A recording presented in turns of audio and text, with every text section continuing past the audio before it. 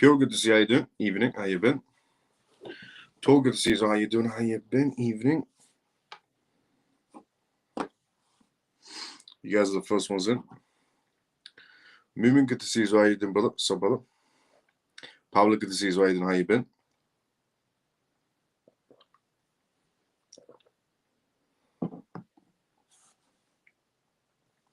Paul, good to see you. How you doing? How you been, brother? Evening, Miles and CMF. Jason, good to see you. How you doing, Jason? How you been?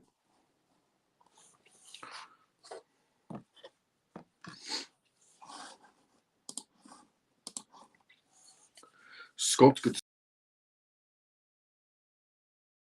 you. How you been?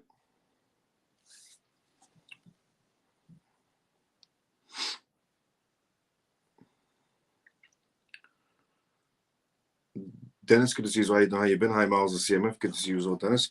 Hi, Miles. How's it going? It's going great, Autistic. Good to see you as well. How you doing?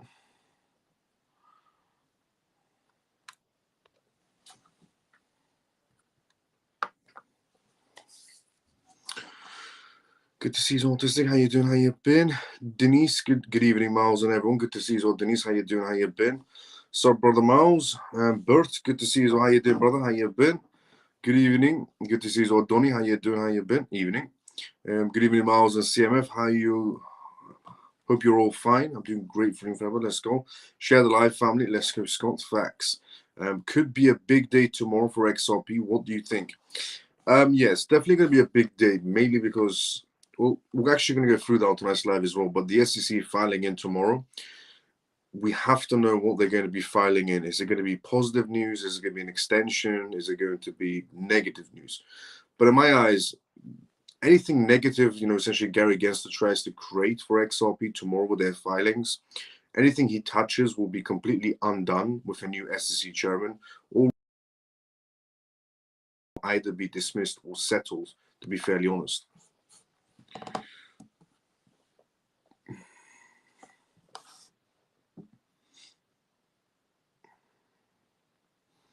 Connection keeps on falling out for some oddly reason.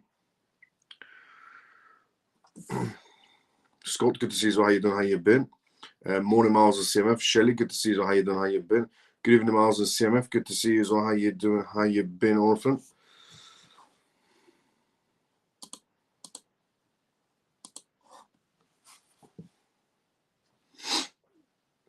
Good evening. Good evening, Miles. Hope you're well, mate. And hello to everyone inside of CMF. Addy, good to see you. How you doing? How you been? Evening. All Rosie, good to see you. How you doing? Evening. Happy Pisces, good to see you. How you doing? How you been? Hi, Miles. Tell us the good news. Well, we have a mixture of news to go through on tonight's live. Good evening, Miles. How are you? I'm doing great. Cali, good to see you. How you doing? G, good to see you. How you doing? Good day, Miles and CMF. Mike, good to see you, brother. How you doing? How's the vacation? Good evening, brother Miles and CMF family. Funky brother, good to see you. How you doing? Hey, Miles, how are you? I'm doing okay, my friend. Let's go, Scott. Before we start off tonight's live, I just want to say thank you so much to everyone who's retweeted this live right now, right off the bat. If you're watching this for the first time ever, this is the CMF Live. It stands for Crypto Mouse Family. My name is Miles. I go by the persona of Crypto Mouse, and I'm the host of this live Monday to Friday, which is when essentially this live show airs, 11:25 p.m. UK time onwards. And on this live, I talk about the most recent news that's happening around the world in terms of cryptocurrencies, CBDCs, AI, politics, regulations, pretty much vital information for you to know about regarding the world completely transforming into a digital space. And I always try to simplify everything so everybody gets a clear understanding of what's actually happening around them in this digital space that we're going to be living in soon. And the disclaimer of this live, as always, is not financial advice, not political advice, and whatever I say is only for entertainment purposes.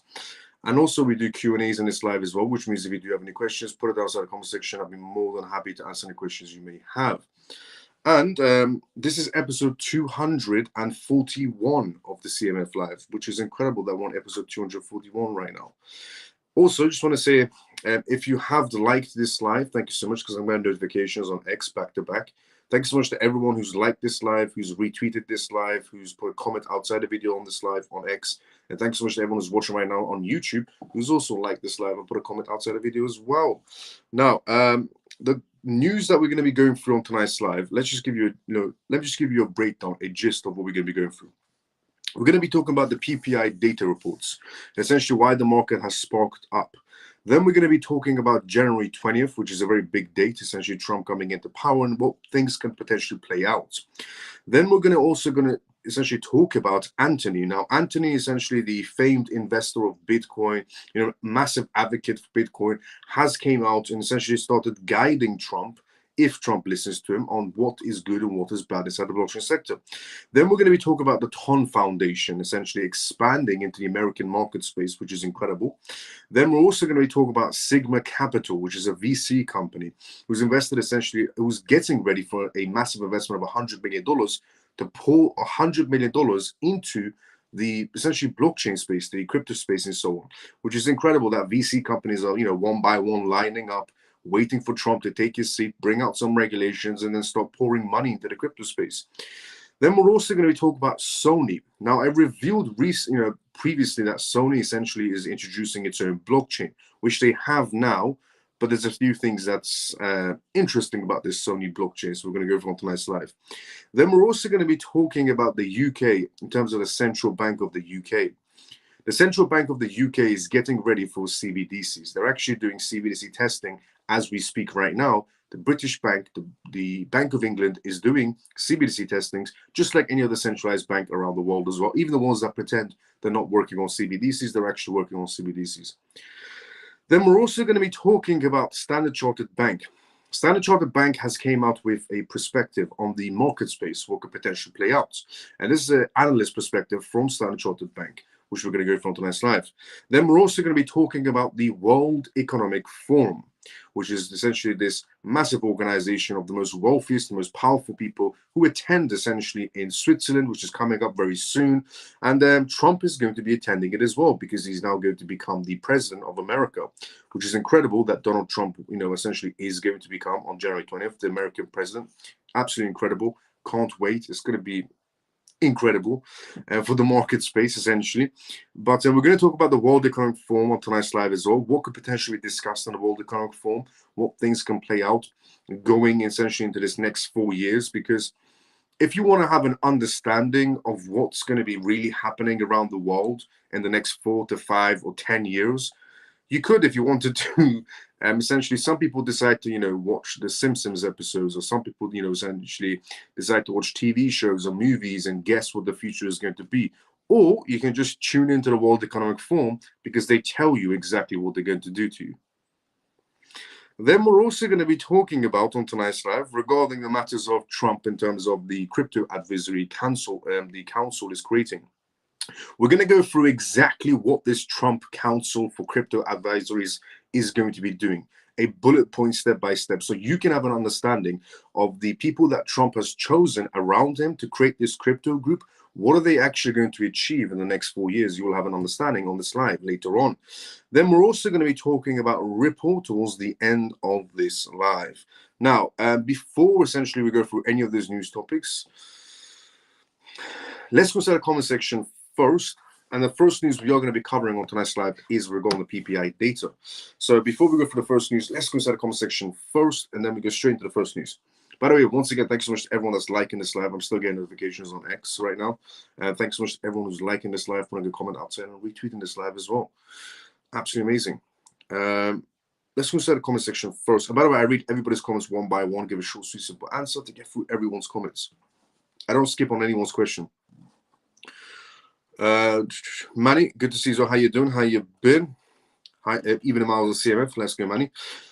How have you been after that roasting up? Quite tiring, to be honest. Miles, is XRP win case? Is XRP going to win this case? It's won a long time ago. It's just Gary Gensler doesn't want to let go. He's like blue tack, or in this case, super glue. Hey, man, I appreciate what you do daily for us and how prepared you are. Proper preparation prevents an emergency. Let's go, Scott. Thanks so much for the kind words. Honestly, Scott, thank you. Miles, you think XRP can do $4 soon? Very possible, extremely possible. Scott, hello, how you doing? Good evening, Miles and all CMF. Don't forget to leave a message outside the live. Everybody, much appreciated. Let's go, JP. Facts. All is great. Let's go, Mike. CMF, don't forget to go to X and put a comment outside the live and like and comment on other CMF members as well. Yes, facts. Please, CMF members, listen to JP and essentially Shelly. Both are making extremely valid points. If we want to grow this family, then you need to, we all need to unite together to grow this family. So like each other's posts essentially and retweet this live as well. Unlike this live, I lost about 200 on that fancy XRP shoot up. It shot up so quickly, I didn't get the buyback in when I wanted to. Lol. No problem, Donny. Good evening, Miles. One question. My friend says that XRP is a distraction because of its hype, and all eyes are on XRP, but it's the other coins that will explode much more. What's your opinion?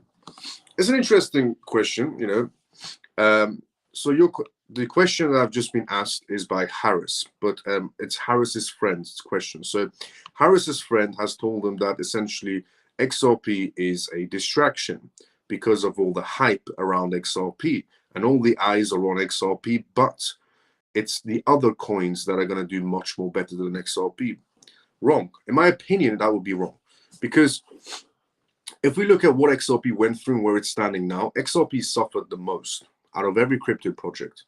It suffered the most, but it was still the one standing strong, which is a lot to say about any crypto project. Because if you look at the previous top 10s in the previous runs, some of them are nowhere to be seen. But XRP missed out on bull runs. It was stuck in bear markets while getting sued by the SEC, while still trying to expand. It got licensings, because outside the United States, they got licensings, they acquired businesses, they acquired essentially many contracts, multiple contracts. We're talking about thousands of contracts plus, essentially inside the corporate sector.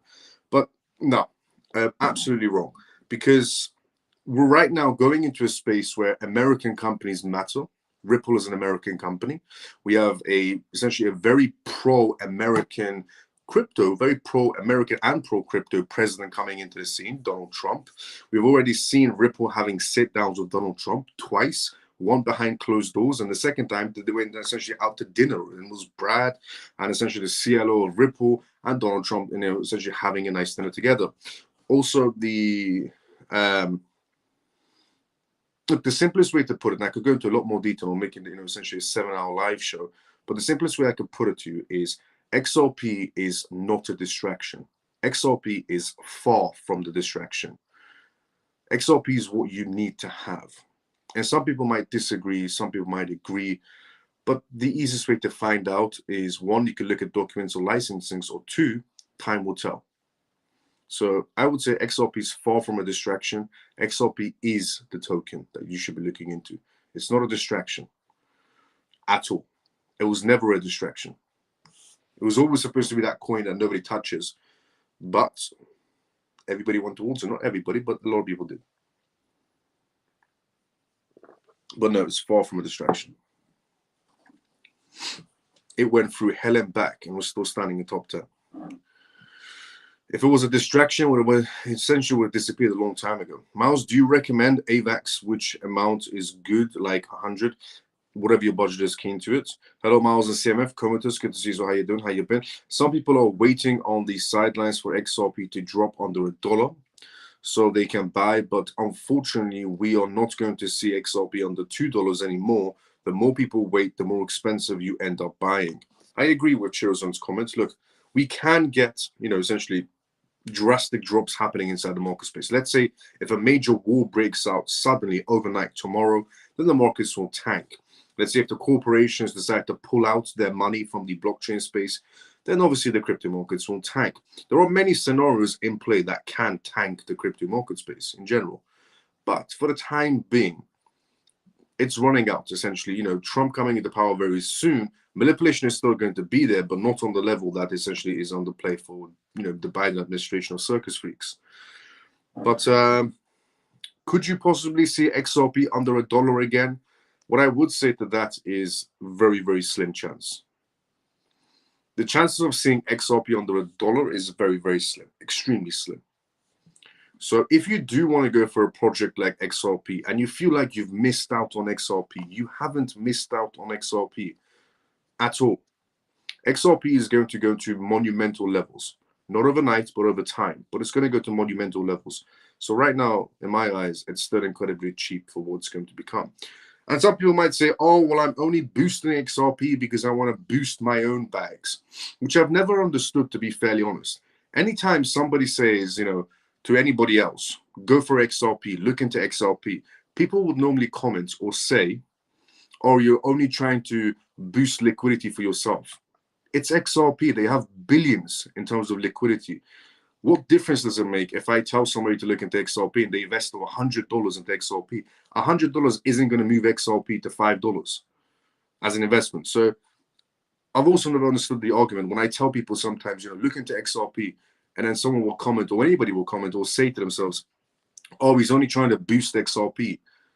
Unless you have billions of dollars, you're not moving XRP's price point. So just keep that in mind as well. If anybody ever does say that to you, essentially, if you're talking about XRP, somebody comments, oh, you're only trying to boost your own. If I tell someone to buy XRP, they invest $100, it's not going to move the price of XRP. I'm actually helping that person to have a better future for himself. But some people think very small. But yeah, I agree with Chill Zone. There's a very slim chance. Even Miles and CMF peeps, Semper, good to see you as well. How you doing? How you been? Even Miles and family, Mickey, good to see you as well. How you doing? How you been? Miles, I have read multiple papers of the value of XRP, but I'm looking at the price. Please give me an insight for me and the others on this. Regarding the price of XRP, why is the price so low? It's due to the tokens, too many tokens. But in reality, it's not really too many tokens, because once it's operational on the regulations and it's adapted, XRP supply is not that big. It seems big now because we don't have the regulations or the adoption, but once we do have the regulations and the adoption, the token supply of XRP is actually not that big.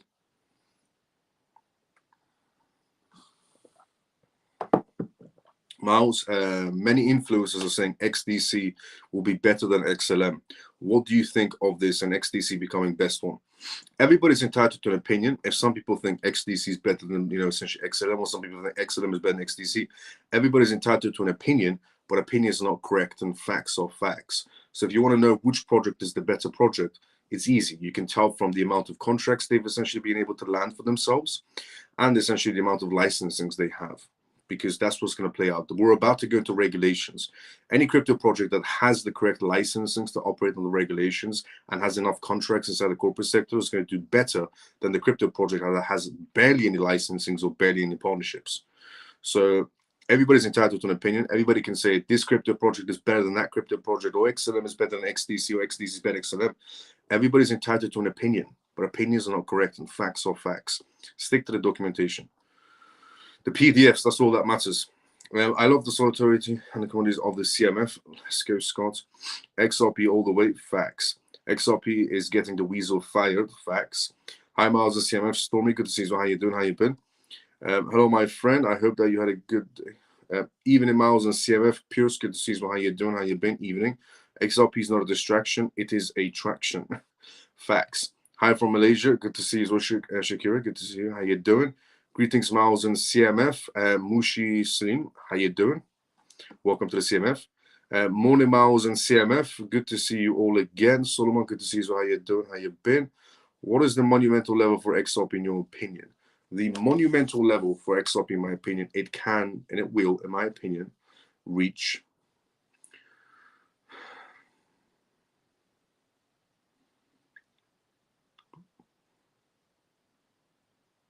$4, $5 figures.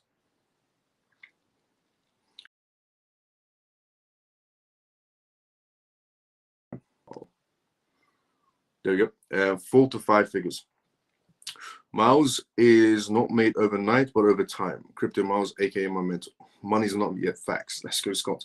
Money's not made overnight, it's made over time. Crypto Miles, aka Momentum. Let's go, Scott. They had an opportunity to buy XRP at 50 cents for 4 years, and now they wait for a drop.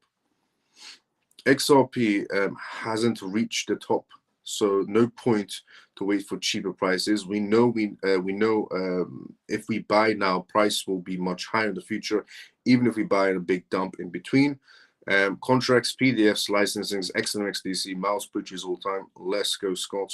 When we see XRP at high price rises, three green lights. First green light is the case needs to either get dismissed or settled for Ripple. Second green light for Ripple is due to the client base. It has to be regulations in place. And third green light for Ripple, essentially for XRP, is the adoption, which is pretty much after the regulations. Now, the good thing is we're going to get regulations and everything else coming in the first 100 days on the Trump presidency, which is incredible. And apparently, day one is going to be introducing a lot of things, which we're about to go through on tonight's live. Now, first news on tonight's live. Jamie Dimon, my ex-boss, so to speak, as I was 1,000 layers beneath him. But anyways, years ago, he wanted to buy XRP escrow. They said no. Hello, SEC lawsuit. Thank you, Happy Pisces, for that. Pisces was massively inside the banking sector. She was massively inside the banking sector. And years of experience upon years of experience. But thank you for letting me know about that, Pisces. When we see regulations then, first 100 days on Trump's presidency. Good evening, Miles and CMF. Lena, good to see you. How you doing, Lena? How you been? So, first news topic on tonight's live is we're going to PPI data. So, the PPI data sparks crypto rally, but economists essentially fear the fallout tariff situation that Trump is coming into power with.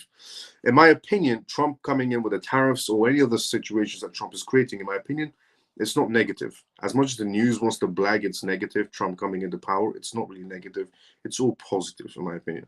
The United States Bureau of Labor Statistics released essentially the producer price index, the PPI, came out today, which is crucial essentially measure of inflation. According to a report, the wholesale prices increased less than expected in December, a positive sign for the economy as fears that the inflation is not falling fast enough to guarantee a rate cut towards 2%. The core essentially PPI, which measures the changes in the price for finished goods and services sold by essentially producers, apart from food and energy, was flat at 0%, whereas the analysts estimated at 0.2%. Similarly, the monthly PPI came in lower than projected at around 0.2%, compared to the consensus of 0.4%. If you're wondering why is the crypto market so positive today, it's because of the PPI reports. Following the PPI report data that came out today, the US essentially dollar index, the DXY, retracted essentially from the crucial psychological resistance level of around 110, hovering around 109 on Tuesday during the mid-New York season. The US dollar index is expected to experience heightened volatility in the coming weeks as the country changes political directions under Trump's administration. Furthermore, the Trump administration has hinted at an international tariff hikes to promote local companies and businesses. A small victory today on the inflation front and is the incoming president-elect policies that can either continue essentially the progress on inflation or worsen it, said essentially Chris Ripke, top economist at the essentially FWD bounds. Now, while the slight inflation victory does not guarantee a rate cut later this month, the cryptocurrency market rebounded on the weakening US dollar after initially essentially initiating several rate cuts in September.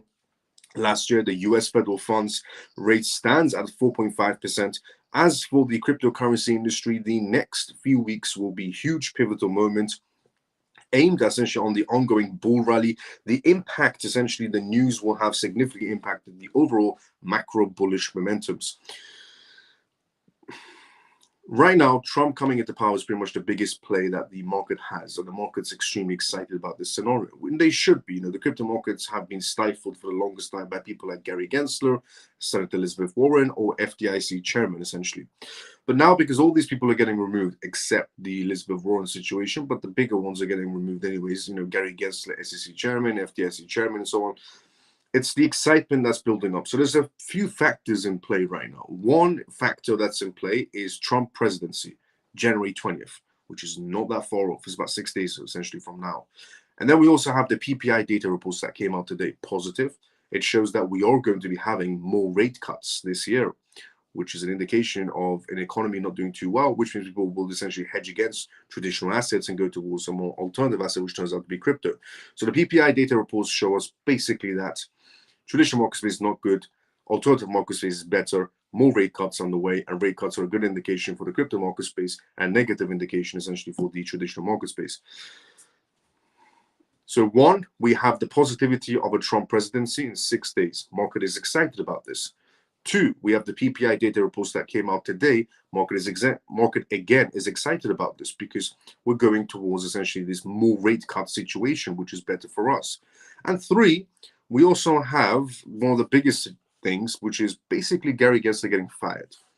Everybody's excited about that inside the crypto space. It doesn't matter if you're an XRP lover, if you're not an XRP lover, if you like any crypto project. The biggest news for any of us is Gary Gensler getting fired, without a doubt. But and also this tomorrow we do have the SEC filing in against Ripple. So let's see how that one plays out. Apparently Ripple did ask for an extension, which we're going to go from tonight's live, but the SEC refused. Gary Gensler did not wake up with a conscience, unfortunately.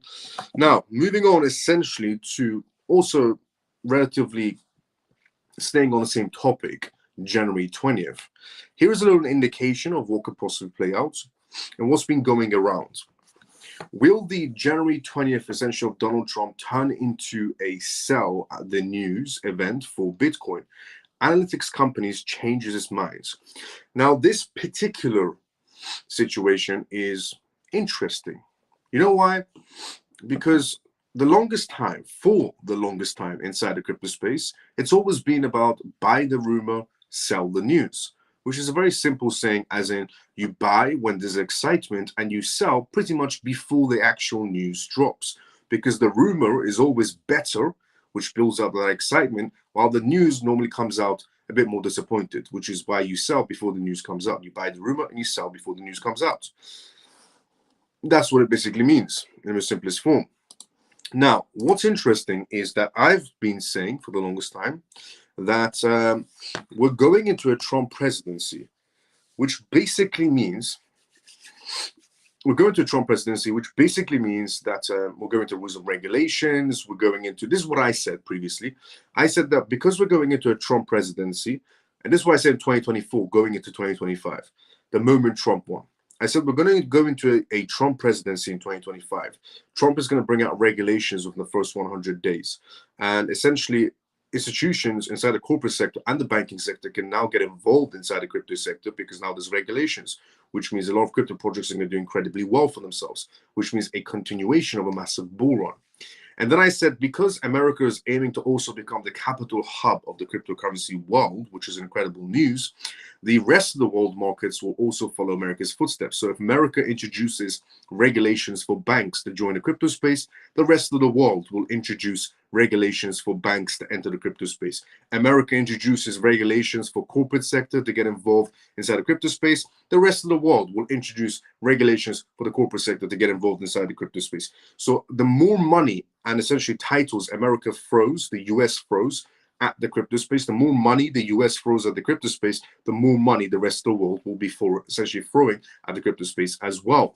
Now, the projects can differ from each jurisdiction around the world, but the similarities will still be there for the main projects.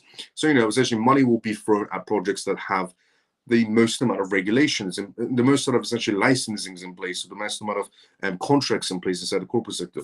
So this is what essentially is going to be happening. Projects that have the best, essentially the amount of contracts in place for the corporate sector or licensings around the world will be doing incredibly well, whereas projects that just promise random empty dreams for the longest time inside the crypto space are going to do incredibly bad. Now, what's interesting is because I said for the longest time we're going to have a continuation. I said 2025, 2026, 2027, 2028, and beyond is going to be extremely good for the crypto space. I said mainly for legitimate crypto assets because we're going to go into utility. The main point of a cryptocurrency wasn't buy, sell, quick profits. The main point of blockchain in general was utility, which we're about to go into now, which means utility projects will do the best, the ones that have licenses and so on. And this is what I said. Now, if you're new to this show, about everything I say pretty much happens, essentially 6 months later, for example. And, well, here it is. Will the January 20th of the Donald Trump turn into a sell the news situation? January 20th, is it going to be buy the rumor, sell the news when Donald Trump comes in? Well, apparently one massive analytics company changed their opinion. They came out and said, we don't think it's going to be buy the rumor, sell the news anymore with Trump coming into power. So here it is. Bitcoin's rapid rise to an all-time highs following Donald Trump's victory into the US presidential election has been tempered by macroeconomic hurdles and prompting K33 analytics to reassess their earlier predictions that the January 20th, where Trump comes in, would it actually trigger a sell the news essentially event. K33 analysts Vito and David previously suggested that Bitcoin's rally, fueled by a Trump pro-crypto campaign promises, and would face a reality check as the Washington Post political process slowed expectations. But the sell the news case is becoming less appealing. As the integration of essentially Trump coming in draws near, the analytics wrote in their reports today, they changed their reports today. The report laid out competing essentially market forces, including the inflationary impact of Trump's tariffs and the potential support that the expected tax cuts and the favorable policies that would essentially provide the risk assessment to crypto assets. The Europia of November came and went as the S&P 500 closed its post-election gap and Bitcoin essentially hit a 2-month low. The analyst wrote, our monthly outlook was to sell the news on the day Trump takes position. But we are resetting, essentially retesting and resetting that strategy as selling Bitcoin or any other crypto asset that's legitimate essentially on the day Trump takes his seat, January 20th, might be a mistake. This is a major analytics company, very big analytics company, K33, coming out and change their own opinion. They're saying, we don't think January 20th is going to be buy the rumor, sell the news. We think January 20th is going to be a stepping stone for the market just to go higher and higher and higher. Anybody remember me saying that? Essentially, last year when I said essentially the market's just going to go next year, I said this to, last year I said this to everybody. I said the markets are just going to go higher and higher and higher under this new presidency because we're going to go into utility. And I said legitimate projects will do the best. Well, this essentially analytics company, K33, coming out and doing a complete 360 on their opinion, saying, well, we don't think it's going to be buy the rumor, sell the news anymore. We just think it's going to go higher and higher, step by step. They said the market essentially was driven by a Trump enthusiasm, for example, in November until mid-December. But since then, the caution has taken over, the analyst said. Despite the short-term fluctuations inside the market space, K33 maintains a long-term bullishness because, and they pointed out to a Trump presidency. Trump has often pointed out to the stock market performance as an indicator of economic success, Now, during his first term, driven by policies such as tax cuts and essential delegations and trade agreements, analysts expect this theoretical to resurface and potentially benefit Bitcoin and other crypto assets. We maintain a long-term bullish outlook on Trump's impact on Bitcoin and crypto in general, the report said, signaling an optimism for BTC as the new administration takes office and crypto in general. So we went from, we think the market is going to be doing essentially a buy the rumor, sell the news situation, which is what the majority of the market space was still thinking. But now we have a major analytics company coming out, K33, and saying it's not going to be buy the rumor, sell the news anymore. It's just going to be up, up, up, up gradually, which is exactly what I said. Up, up, up, up. On the T of whatever I've pretty much said last year is on the T of what's happening this year. Now, obviously, there's going to be turbulence in between, and manipulation will always be there. That's just how it is inside the market space. It's going to be up like this, as I said previously. But in general, it's up.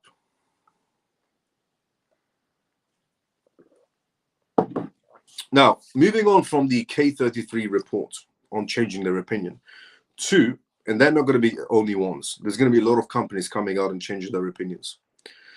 To the famed investor and a massive Bitcoin essentially advocate, and it's not Michael Saylor, although every time somebody says Bitcoin advocate, you just presume Michael Saylor, but this time it's not Michael Saylor, but the famed investor and Bitcoin advocate Anthony essentially Pommelino has offered 3 pieces of advice to President-elect Donald Trump taking his seat January 20th. So Here is what Anthony has suggested to Trump to do, essentially, once coming into power January 20th. The famed investor and Bitcoin advocate, Anthony, offered 3 pieces of advice to President-elect Donald Trump to help him become the first Bitcoin president. Now, to be fair, El Salvador is technically the first Bitcoin president, but we'll let that one slide. Now, he said, first, we got to remove the SAB 121 Act. Now, if you don't know what the SAB 121 is, basically, in order to stifle banks from working with crypto companies or holding crypto assets, they created the SAB 121, which was also pushed by Gary Gensler and the Biden administration for the longest time. And even Congress decided to go against it, but the Biden administration said they'll veto them if they go against the SEC and Gary Gensler. But essentially, the SAB 121 is the simplest way to put it is banks wanted to hold crypto assets and buy crypto assets and hold it for their customers. But the SAB 121 basically made it that they have to hold it as liabilities on their balance sheets. And not a single bank in America wants to hold crypto assets as liabilities on their balance sheets. So it stifled them from going inside the crypto space. But the SAB, essentially the SAB 121 is going to be removed under Trump presidency. There has been conversations about it. In a video essentially posted on January 14th, the CEO of a professional capital management outlined 3 actions Trump could take essentially to push Bitcoin's prices much, much higher. His first recommendation was to repeal the Staff Accountant Bulletin, the 121, essentially SAB, which prevents banks from holding digital assets on their balance sheets without classifying them as liabilities. According to essentially Anthony, eliminating the SAB 121 would free banks to hold Bitcoin or essentially crypto assets in general on behalf of their customers, which could significantly increase demand for digital currencies. 2, establish a strict reserve. Anthony's second suggestion for Donald Trump was for Trump to make a good, essentially for Trump to make good on a prior promise to establish a national Bitcoin reserve. He pointed out that the US government already holds approximately 200,000 Bitcoins on its balance sheets. Creating a reserve would involve adding essentially to that position rather than selling it. He said it's good for the US economy over the long essentially run for the United States to have a Bitcoin reserve. If Bitcoin is good for individuals or corporations, it's definitely good for countries too. And 3, change the tax code. Finally, Anthony urged Trump to introduce a tax reform to change the way Bitcoin essentially and other crypto assets is treated under the current tax code. At present, Bitcoin is classified as a property, meaning that any purchase of goods or services using digital currencies triggers a capital gains tax. If we do those 3 things, we're going to see Bitcoin adoption accelerate dramatically. And Anthony said, adding that these steps essentially could position the United States as a leader inside the global digital economy. If you want to become a leader inside the global digital economy, you might want to expand your net, not just Bitcoin. Just saying, if you want to become the capital hub of blockchain technology, then you might want to widen your net and not just go for Bitcoin. Create a crypto portfolio. Every country, in my opinion, every government around the world should create some sort of a crypto portfolio. It's better than just creating a Bitcoin reserve. Nothing against Bitcoin, but it's just better than creating just a Bitcoin reserve. And I'm not saying this because it's out of spite or anything. I'm just saying this because it logically makes more sense. Because imagine the amount of assets these governments can buy at ridiculously cheap prices now, and once they're adapted on the regulations, imagine what the price could be later on. Imagine if they bought essentially XRP or XLM or XDC or HBOR or any of these incredible assets that do have licensings. Once they're adopted on the regulations, imagine how much the government will have. They'll have a lot more of that than they will have of Bitcoin. Now, TON is what we're going to talk about next. So moving on essentially from Anthony's perspective on pushing what Donald Trump should do to TON. The TON Foundation is an incredible project. Since day one, it was always an incredible project. And it was originally essentially developed by Telegram. TON was originally developed by Telegram, but they had to drop it because the SEC decided to sue Telegram because they were creating TON.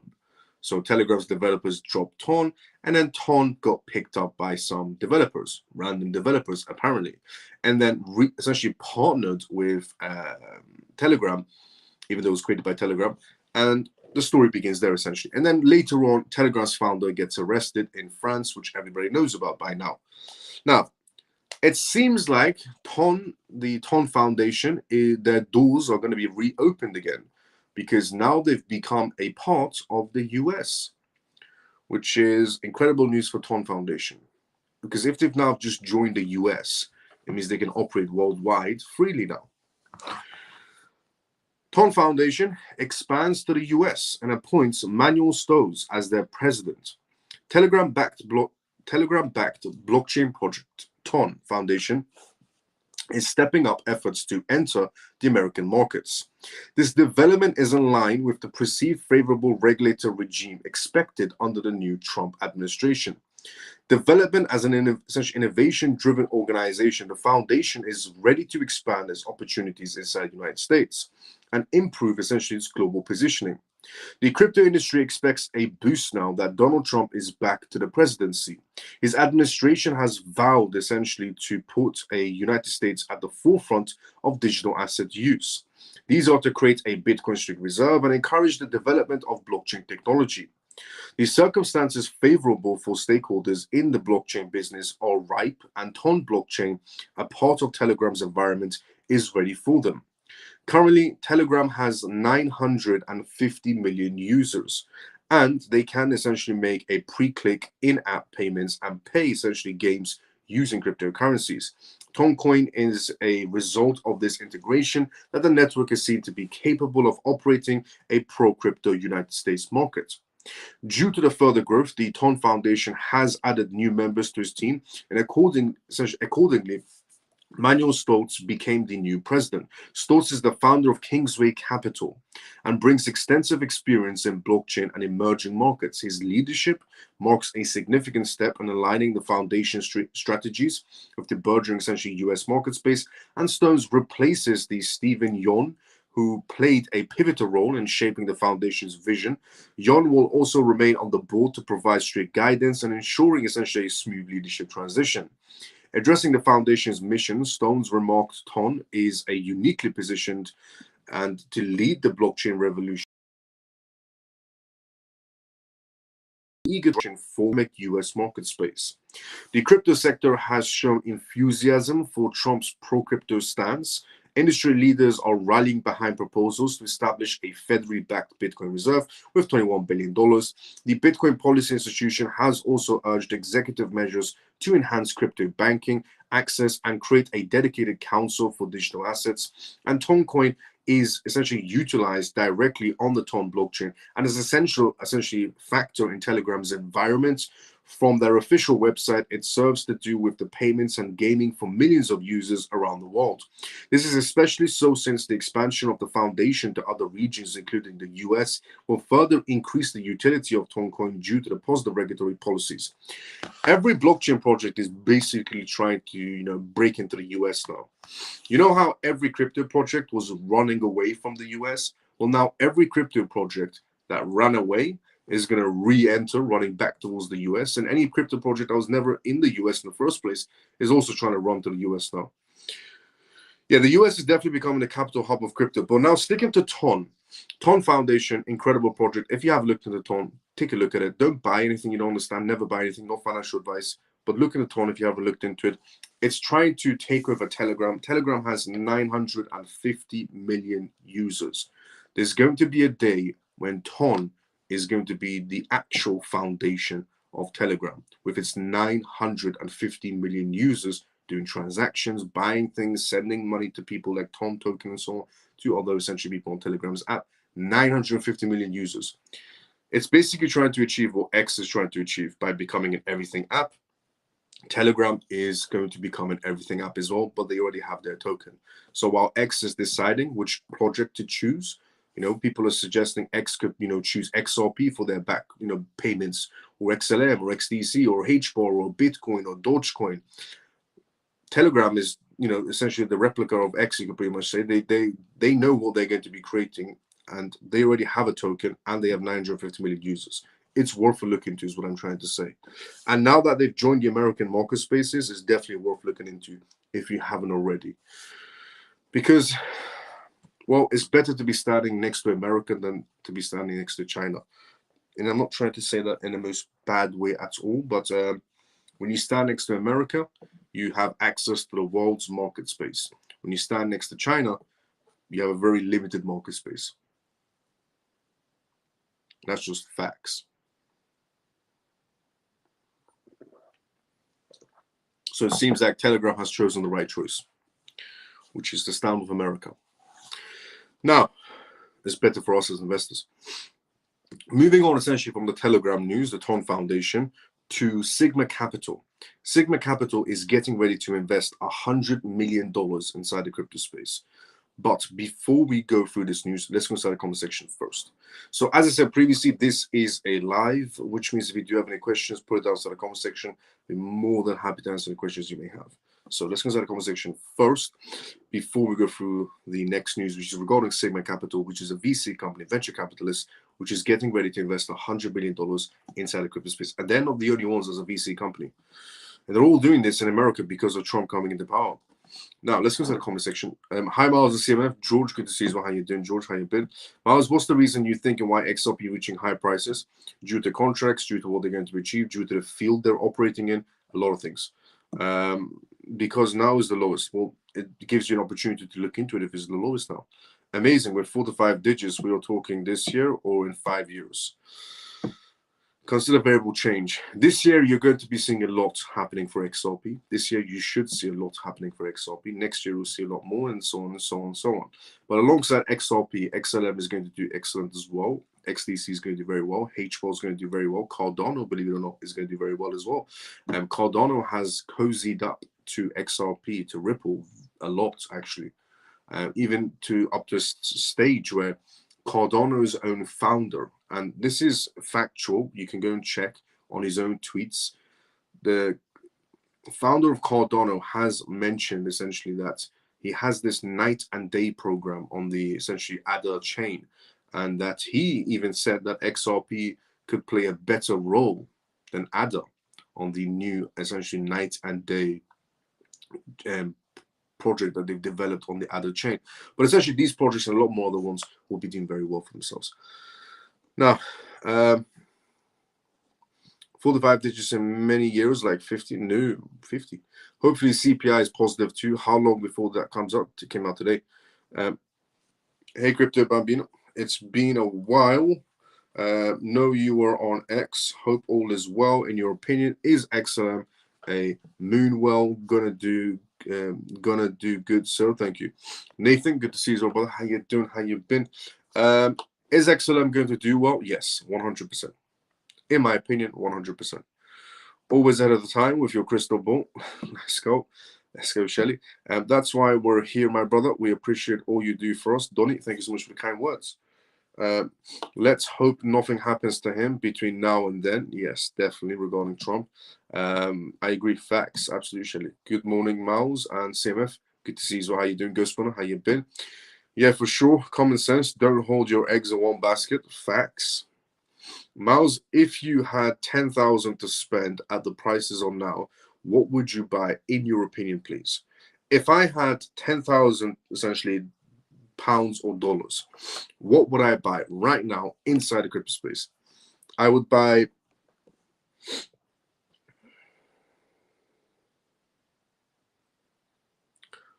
okay, this is my opinion and it's not financial advice. I would put the majority in XRP. Then I would go for a split between XLM, XDC, and HBOL. I would put majority in XRP, and then the rest is split between XDC, XLM, and HBOL. I would put 5,000 in XRP, and then the other 5,000 I would split it between XDC, HBOL, and XLM. Not financial advice in any sort of way, just my opinion. I've always preferred financial projects inside the blockchain sector because they're the number one choice. The number one category inside the blockchain sector is the financial category. It's not the gaming category, it's not the AI category, it's not the Web3 category or the data category and so on. The number one is finance. It's money going digital. That's the most important category. And then it's the data category, because we're going to a digital world. Data is going to matter a lot. Data is pretty much the next oil. Even Saudi Arabia said these words as well. Saudi Arabia came out and said data is the next oil. Number one category is finance. Number two is data. And the list just goes on. But yeah, in my preference, I would say 5,000 on XRP. The rest, the other 5,000, split that between XLM, XDC, and HBOL. And then just leave it there. Is TON better than Quant? Is TON better than Quant? I mean, I would say that both have their own good and bad, is what I would say. I'll be looking at. What coin is that Telegram are you using? And TON. TON. Thank you, thank you, Ghost Runner, for helping out, Pierce. TON's price is too high. Is it worth having a small bag of it? No. A small bag of TON is not worth it. I would rather put that small bag into XLM or XDC or even XRP. I'd rather put that small bag into XDC or XLM HBAR than in TON. But either way, TON is a very good project. But if you're going to put a small bag, put it in the other projects instead. I would say 100%, because it's about playing with the quantity is what matters as well. So play around with the quantity on legitimate crypto projects only. Miles, evening. Davey, good to see you. How you doing? So crypto Don, I wouldn't do that. Not financial advice in any sort of way. Rather do that with XLM, XDC, and H4 with a small bag than TON, which is understandable because the price. Pierce, thanks. Let's go. No problem. Ghost Runner, thanks so much for helping out, Pierce. Why are these billionaires buying Bitcoin and not XRP like Michael Saylor and others? Well, we don't really need the billionaires to buy XRP because that's not the point of XRP. You see, every crypto project plays a different role. For example, a Bitcoin is supposed to be purchased and that's it. You're not supposed to use Bitcoin for transactions because it doesn't make any sense. So Bitcoin's purpose is reserve asset, or in one day for it to become a risk-off asset. A risk-off asset is pretty much gold. It reacts the opposite of complete of geopolitical tensions and so on and so on. So Bitcoin's target is to one day become a risk-off asset, an actual risk-off asset, because so far it hasn't achieved it yet. So that's what Bitcoin's purpose is. XRP's purpose isn't to be purchased by billionaires and be stored away in some, USB stick into a safe. XRP's purpose is supposed to be brought and used 24/7. Every 3 seconds, there's supposed to be a transaction on XRP. That's what XRP's purpose is. XRP's purpose is not to be brought by people like Michael Saylor and stored away. XRP is supposed to be brought by corporates, by banks all around the world, and to be used for transactions 24/7. That is what XRP's purpose is. So if you've ever wondered to yourself, why is people like Michael Saylor not buying billions of dollars of XRP and storing it somewhere? Because that's not what it's supposed to be designed for. It's not designed for that purpose. Every crypto project has a purpose that they've been designed towards. And XRP's purpose is not to be brought and stored in a vault somewhere by billionaires. It's supposed to be brought and used by banks and corporates, which then you, from the retail section, can profit off because of them using it, which raises the price in bar. Every crypto project has a purpose. So if you ever wondered to yourself, why are they buying Bitcoin? Why are they not buying essentially XRPs? Because XRP it's not designed the same way. If they buy XRP, they're going to end up buying, selling somewhere down the line to do transactions because that's what the purpose is. But Bitcoin, you don't buy and sell. It's Bitcoin. It's slow. If you're inside a crypto project, if you're inside the crypto space for the longest time, these are just basic common sense now. Bitcoin is slow. That's common sense. Ethereum is expensive. That's common sense. XRP is fast. That's common sense. So they have, essentially their purposes. Ethereum is good to build upon. Bitcoin is good to store value. XRP is good to be used for payments. And the list goes on. There's a lot of crypto projects that have different purposes. Thanks for your opinion, Miles. No problem, goes for any time. So regarding, why these billionaires not buying why they buying Bitcoin or XRP, that's the reason. It's not used for that purpose. But XRP will reach 6 figures also, right? Let's say 10 to 15 years. Yeah, we're going to consider the burn rate and everything else. Yeah.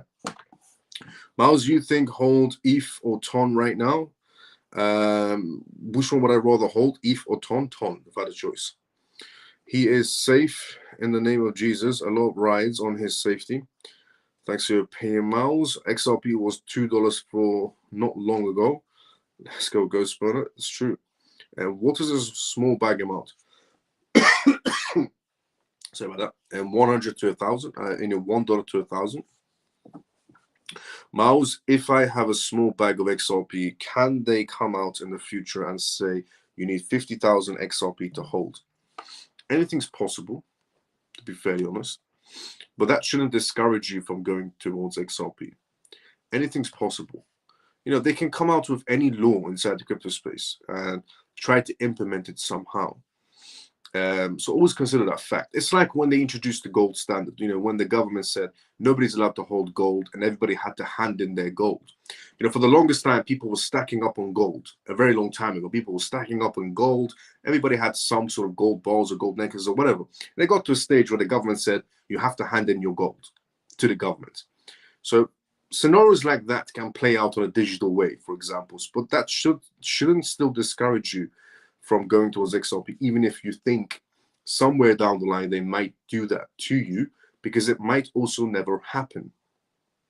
So don't discourage yourself because of hypothetical scenarios of maybe this can happen. For the time being, it hasn't happened, and I don't think it's going to happen. But there could be that small 0.001% chance it might happen.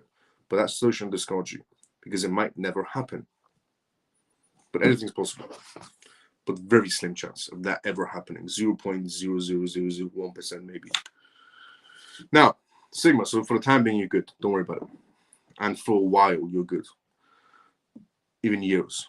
Or in a decade as well. Sigma Capital is what we're going to talk about next. Sigma Capital set sights on $100 million essentially crypto venture fund. VC companies are lining up essentially to invest into blockchain projects, but it does seem like they're lining up for January 20th and beyond. And it is mostly American VC companies that are getting, a bit more spending essentially happening inside the crypto space.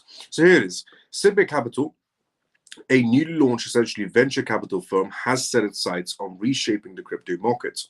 This new firm, founded by essentially Vinit, a former Cypher Capital executive, aims to essentially raise $100 million. With an eye on the essentially growing crypto market space, Sigma Capital is poised to impact the industry significantly. Sigma Capital's essentially debut fund aims to essentially for a substantial $100 million total capital, with about $40 million already essentially secured in pre-commitments. These investments come from a diverse group of including crypto funds and high net essentially worth individuals and angel investors. Although essentially Vivid has kept their essential identities under wraps, despite the secrecy, it is clear that these backers are bringing a wealth of experience, having previously supported over 200 startups across the crypto landscape. This includes startups like Manta Network, Humanity Protocol, Casper Labs. Vivid has essentially is optimistic about the timing of this venture, noting that optimistically, the current market, the crypto market, is poised to experience a bullish surge soon. Even VC companies, venture capitalist companies, are coming out and saying they basically don't think it's going to be buy the rumor, sell the news anymore. They're saying Trump's, coming into power January 20th is actually going to trigger a massive run for the crypto space for years, pretty much, under his presidency. So everybody's slowly moving away from this concept of buy the rumor, sell the news. The market's going to tank when Trump takes his seat January 20th. And everybody's moving away from this ideology to now saying, we think Trump takes his seat January 20th. It's going to be positive for the crypto space. We're going to boost the market space for 4 years. It's all going to be about regulations and adoption and money coming to the table, is what also this VC company is talking about. Ironically, it's also what K33 said. Also, ironically, is what I said 4 months ago. Sigma Capital's $100 million fund will focus on three essentially key investment categories over the next 3 years. 50% of the funds will go essentially to early stage crypto startups. Another 40% will be used for essentially liquid tokens and yield essentially DeFi strategies. The final 10% will be invested in other funds. Sigma plans to essentially diversify its portfolio with up to 10 funds deals with an average investment of $1 million each. This approach is designed to maximize returns while navigating the different dynamics of the crypto market space. He also focuses on the early venture stages with plans to back up the 100 startup deals with medium check sizes of 500,000 essentially dollars.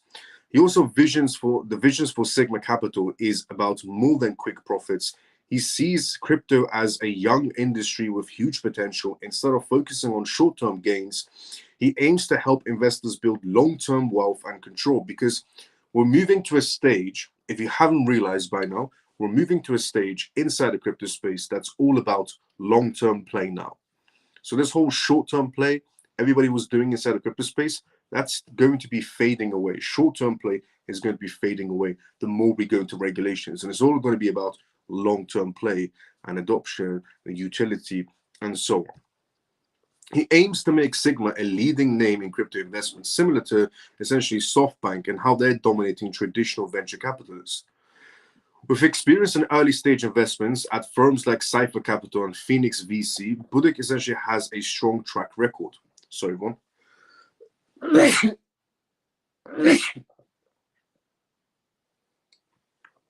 Sorry about that, everyone. His team has already invested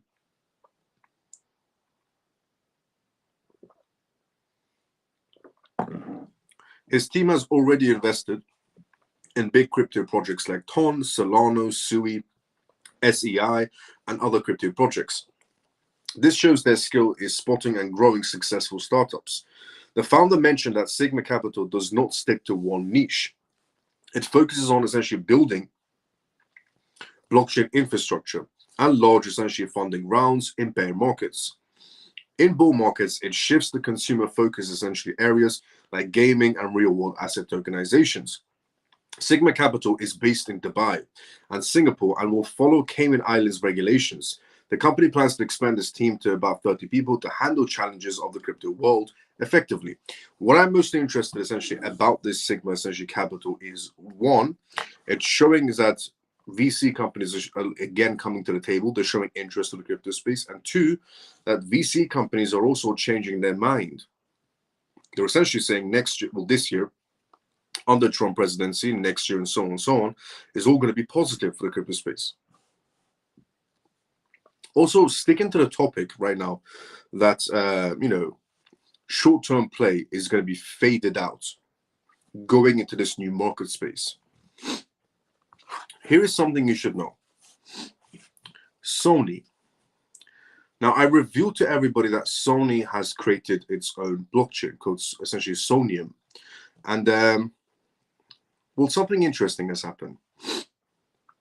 And it's this. Sony-backed Sonium bans meme coins on launch day on its chain. And now it is facing backlash from people who love meme coins. But Sony, who created the Sonium chain, their own essentially blockchain, has banned meme coins from being developed on their chain. They essentially banned multiple meme coins. Now, Sonium, the team that developed Sony's Layer 2 blockchain, has caused essentially a stir by banning several meme coins on day one the platform launched.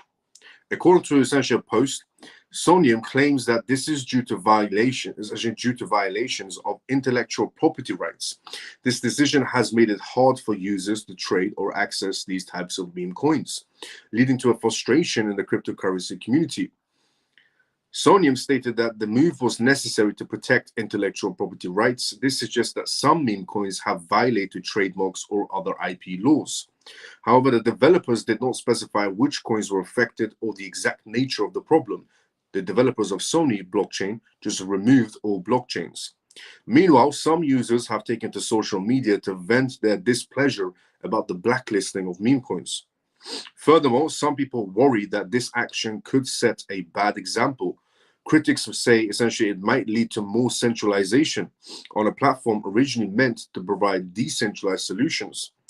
Notably, the developers affirm that they are doing everything to resolve these issues swiftly. In a post, the developers affirmed that the new logo may be created. Recall that in 2024, Sony Bank, the financial division of Sony Group, partnered with Sonium to investigate the potential development of a Japanese stablecoin. The financial institutions mentioned that the main goal is to optimize blockchain technology to reduce transaction fees and enhanced payment essentially processing. The stablecoin project is not Sony's initial foray into Web3. The financial institution has delved into projects like Sony and blockchain, projects that is exploring NFT integrations into gaming and essentially among other things. Now, Sony's blockchain apparently is going to be used for gaming, so you can pretty much maybe see the next GTA on Sony's blockchain. These essentially scalable solutions unite developers and creators and communities and end users. Above all, Sony's proactive essentially effort position it's at the forefront of revolutionizing the ever-evolving digital landscape in Japan. Over the years, Sony Group has consistently delivered cutting-edge technologies that push the boundaries of blockchain innovation. The Japanese multinational essentially firm has essentially shown dedication to innovation, providing users with advanced solutions in digital landscape. In April 2024, Sony Bank launched a proof of concept initiative, issuing essentially stablecoins tied to the yen to customers. This came after its video game division filed a patent request in March to explore the integration of NFTs. The move offered gaming users greater flexibility in utilizing essentially in-game assets. In June 2024, the tech giant announced its plans to enter the crypto trading schemes, this time to revamp the acquired local trading platform, essentially Whalefin. So, Sony's blockchain coming out inside the market space. Day one, they blocked meme coins. Now, there are a lot of people who are outraged by the idea of Sony blocking essentially meme coins from being developed on Sony's blockchain. In Sony's perspective, they did it because there were infringement essentially issues, or there were IP issues. Sony was trying to safeguard people from not getting scammed inside the crypto space. Some people might not see it that way. Some people might see, meme coins as a way of life inside the crypto space. But in reality, about 99.9% of meme coins are just scams. They're lottery tickets, pretty much. Every time you buy a meme coin, it's like you're buying a lottery ticket. It's either going to work or it doesn't. And if it doesn't, whatever you put in, it's going to disappear for a split second. But and a lot of people are also saying that this is the beginning of centralization. A lot of people inside the crypto space are saying, what happened to decentralization? Why are we going into centralization? Why are we blocking meme coins from being developed on essentially chains? Well, because everything around you is a setup. Going into a blockchain space is a setup. Nothing happens in this world by coincidence. There's no surprises in this world. The only people that get surprised in this world is us, the retail section. We're the only ones that ever get surprised in this world. The people who actually run the show know what they're doing. Crypto wasn't a coincidence. Bitcoin is not a coincidence. Blockchain is not a coincidence. There's nothing in this world that happened by coincidence. Anything in this world that happened on a large scale frame was coordinated. Even blockchain. It didn't just come out randomly out of nowhere. And now half the world is in blockchain and they're talking about it. They're going to be, pushing it to a next level and so on. Everything is coordinated in this world. And everything started with the first pandemic, believe it or not, because the evidence is there. Evidence in terms of the World Bank doing testings on blockchain, and then COVID starts. And then one by one, the banks start to close down. One by one, the cash points start to disappear. And every place stopped using cash. Until, you fast forward to now, a lot more banks have closed down, a lot more cash points. Everything was a setup. Every single thing is a setup in this world. So you going into blockchain, it wasn't by surprise. People who are in blockchain and they're saying, I'm in blockchain, I'm trying to go against the government. People who are saying, oh, I do decentralization, I'm going against the government. Really? You think that, they will just naturally let that happen? Everything is a setup.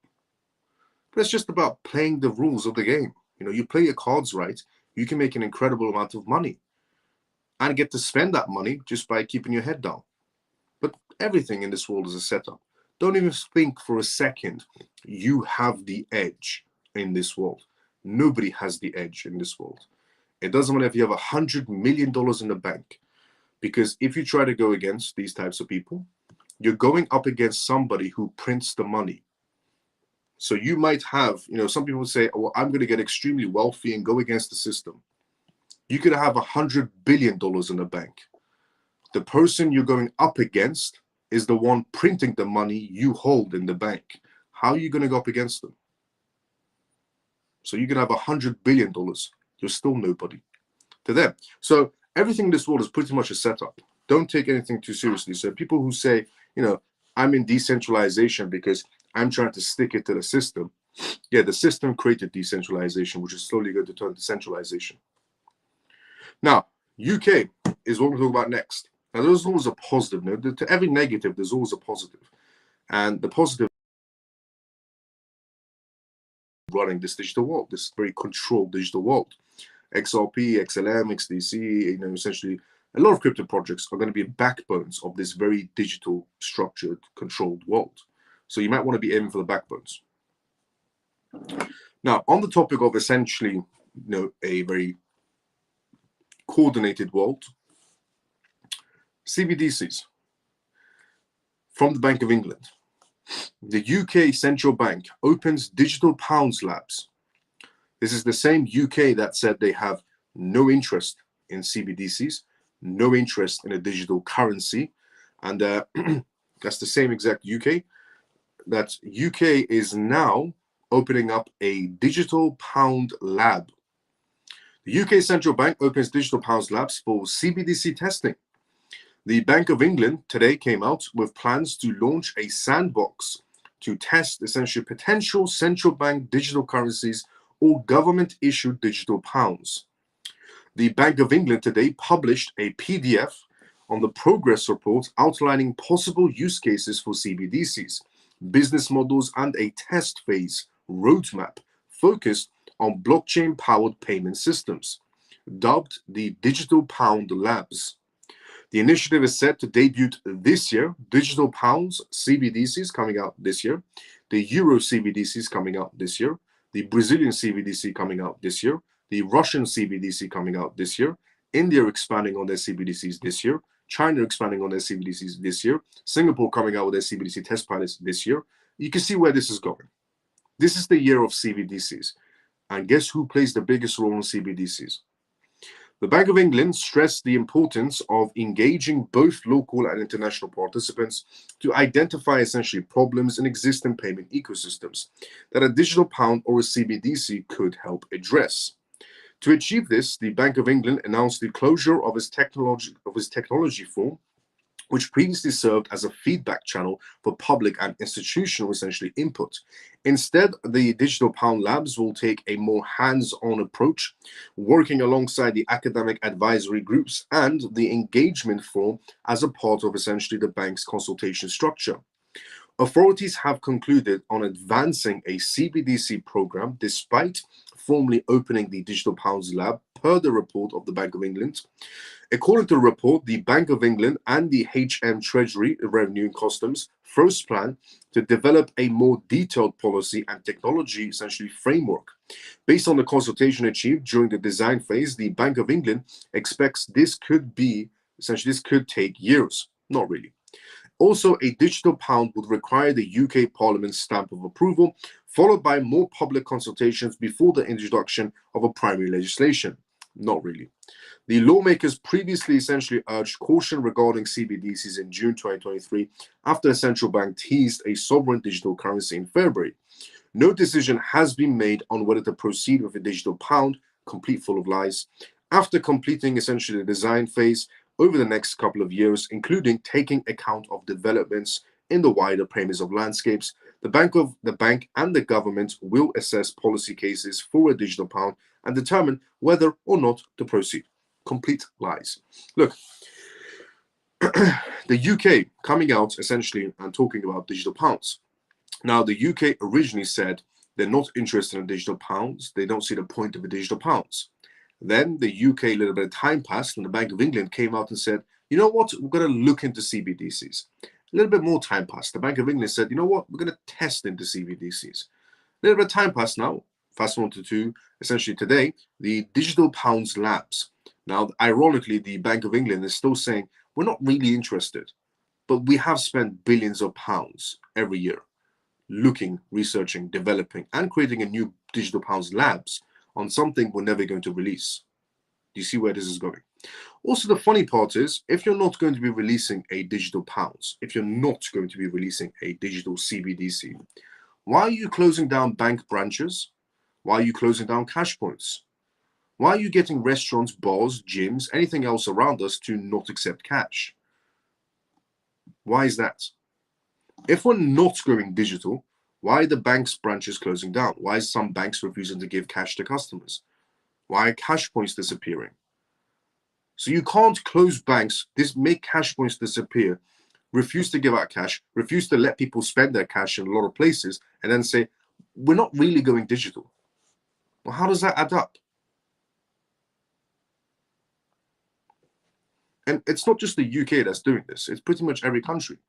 Every country is trying to ease their citizens into CBDCs, which is basically, instead of telling them you're going to have CBDCs very soon, they're trying to say, we're not really sure if we're going to introduce CBDCs, even though we're closing down your banks one by one, or your cash points one by one, or getting everybody around you to stop using cash, but we're not really sure if we're still going to go digital. But they're only doing that to ease you in. And I did say there is a positive about this, which is to position yourself. Just position yourself. That's all you have to do. There are 24,000 plus crypto projects, 24,000 plus crypto projects. And only one of those crypto projects has essentially multiple CBDC awards and an active CBDC platform and multiple essentially bank licensings, connections to banks, contracts to banks, developments to banks, has licensings, has CBDC awards, has a CBDC platform, an active CBDC platform, most importantly, and that is XRP. Some people might hate it, some people might love it, but the reality of it is XRP is the chosen one for a CBDC world. You can love it or hate it, but that is the reality. Now, so if you want to benefit from a CBDC world, you know where to go. If you want to get stuck in a CBDC world, you also know where to go. Standard Chartered Bank is what we're going to talk about next. Standard Chartered issued essentially a warning for Bitcoin and altcoins and said it should not fall below this level. If it falls, alarms will fall. Essentially, alarms will go off. So one person from Standard Chartered Bank, one of their essentially analysts, came out with a perspective. Jeff Kendrick, which is someone that we've talked about before, Jeff Kendrick, essentially the global head of digital assets and research at Standard Chartered Bank. He warned that Bitcoin could face a 10% pullback if it breaks below the critical level of $90,000 essentially dollars in terms of support levels, which it hasn't. Bitcoin has decided to climb back up due to the PPI reports and the excitement for Trump presidency and what he's going to be introducing in terms of policies. Now, Kendrick also addressed the risk that could push Bitcoin below 80,000 in the near term to potential unwinding in spot ETFs in a research note published today. He said, we believe a move below 90,000 for Bitcoin would initiate a 10% near-term downside move, pushing prices below $80,000. Kendrick said he also noted that such a move would likely lead to declines in the broader digital asset market space. Bitcoin's recent price actions has weighed in down essentially by the macroeconomic factors and the ETF-related risks. The analyst explained he noted that the spot Bitcoin ETFs buying since the US elections has now evened out, leaving essentially the market vulnerable to forced or panic selling. $90,000 is a key level for Bitcoin, and a drop below that could trigger essentially additional selling pressure across all digital assets, Kendrick added. The warning comes aimed at a broader market turbulence following a hawkish turn by Federal Reserve Chair Jerome Powell on December 18th. Bitcoin's price fell to around $90,000 on January 13th. Macroeconomic concerns are brewing again. The analyst essentially urged that the sell-off in digital assets could be a self-reinforcing, and many recent Bitcoin sell-offs could result in losses, increasing market volatility. Despite these short-term risks, Kendrick expressed confidence in Bitcoin's long-term potential and retreated that Standard Chartered's $200,000 target by the end of 2025. He attributed this bullish outlook to expected institutional inflows under the Trump administration and pro-crypto policies.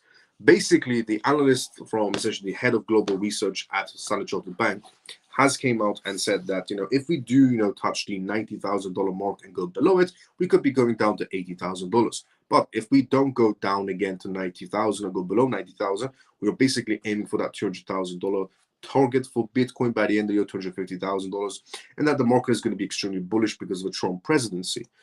They said the only reason that will ever happen if we go dipping down quite a lot will be because of some sort of major event that could possibly happen, like a war. If a major crisis war situation happened, then yes, the markets could tank. And so there are many factors in play, but for now, none of those factors are in play. And the only factor that's in play is Trump coming into power, Trump bringing in the regulations, making America the capital hub of cryptocurrencies, and the rest of the world follows. That is what is actually on the table for now. And on the topic of Trump, World Economic Forum, the most powerful, most wealthy people on this planet attend the World Economic Forum. Now, some people around the world decide to, guess what's going to happen in the world by looking at some magazine, essentially, articles from a long time ago, like the Economist, essentially, magazines. People look at the pictures and go, oh, the world's, this is going to happen in 2025. This is what's going to happen in 2026. There are people who essentially say they are prophets. Not even joking about this one. There are people who essentially say that they are prophets, and they, have conversations and they know what's going to be happening next. There are also people who watch The Simpsons and say, well, if it happened in The Simpsons, it's going to happen in reality.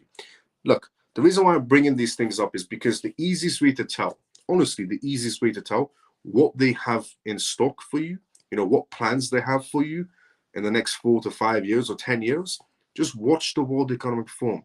In the World Economic Forum, they tell you exactly what they're going to do to you as pretty much sheep for the next 4 to 5 years or 10 years or whatever what the plan is.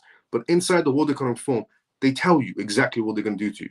But nobody ever watches it because everybody will prefer to watch, TV shows and movies rather than watch the World Economic Forum. And I get it, it's boring, but they're telling you what they're going to do to you. So, World Economic Forum is coming up, the massive event. And Donald Trump is obviously going to be attending it because he is going to become the president of the United States, which is incredible. So Donald Trump will be attending the World Economic Forum virtually this time around, which is scheduled for next week. 3 days after entering the White House, his appearance is expected to be a highlight of the annual elite gathering in the Swiss Alps resorts. Now, the broad essentially Brender, a former Norwegian foreign minister who heads the Geneva-based organization, said on Thursday afternoon, he will join us digitally online and live in a dialogue with our participants. We think that we will be very special moments, notably to learn the administration's policies and priorities. According to the forum administrators, the annual meeting is anticipated to attract nearly 3,000 participants from over 130 countries, including a record-breaking 900 business lenders from significant emerging markets.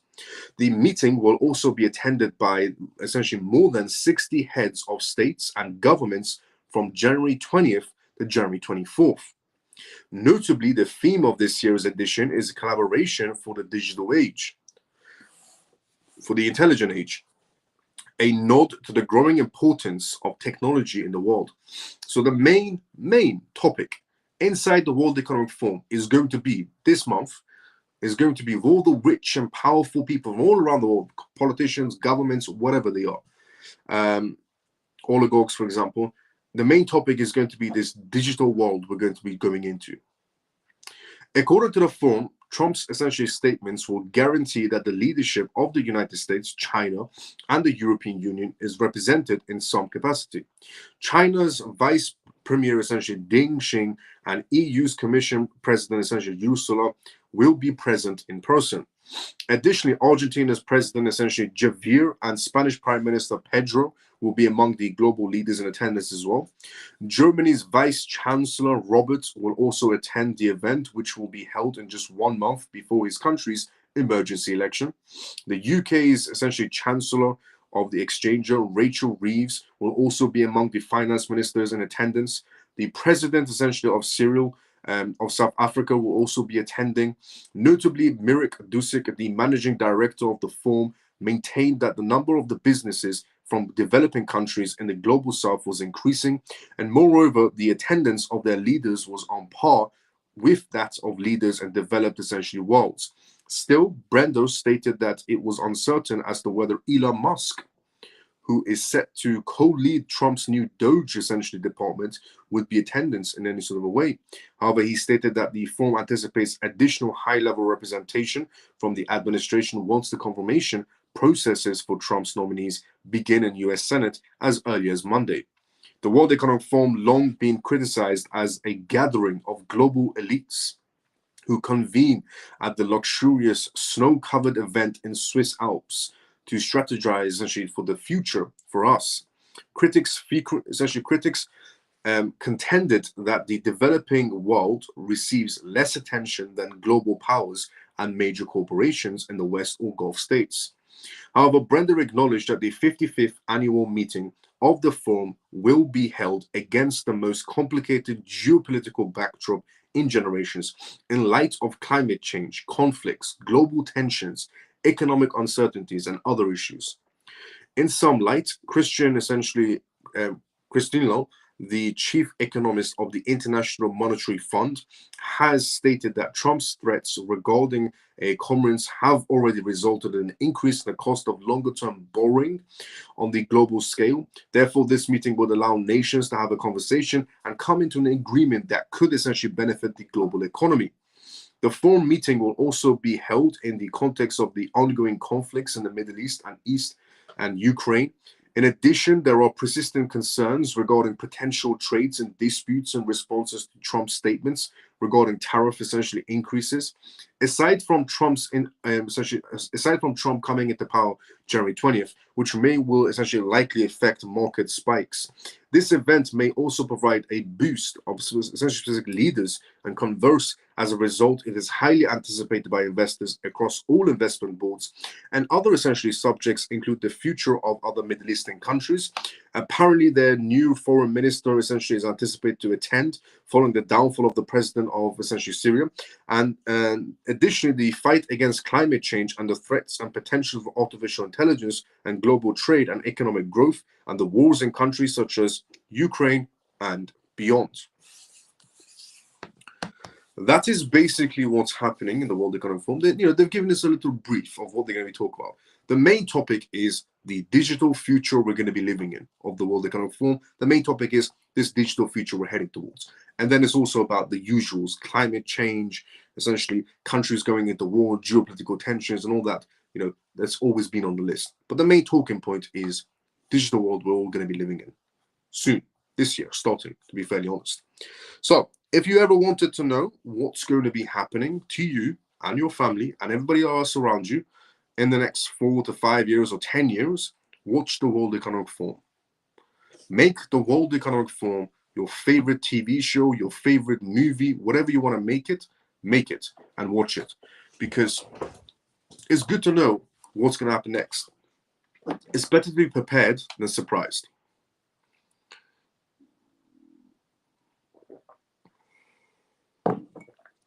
For example, in the last World Economic Forum, they talked about COVID. They said how COVID was a test. They said how essentially the COVID passports were a test to see if people would accept the idea of a digital passport, of a digital identity, essentially. But people would accept it. And they said people willingly accepted it. They said, how can we get people away from cash? They said all these things in the World Economic Forum. They said, how can we get people away from cash? They said germs.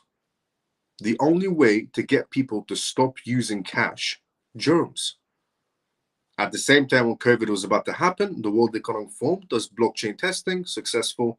COVID happens, they make people move away from cash because cash carries germs. At the exact same time, banks and cash points were closing down, and they still are.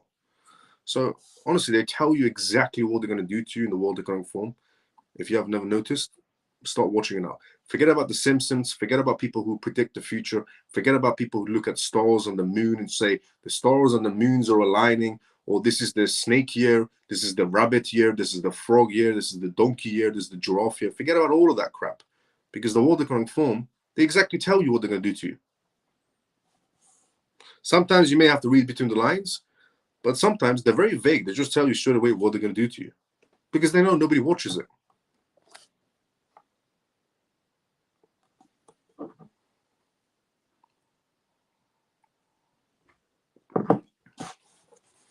Now,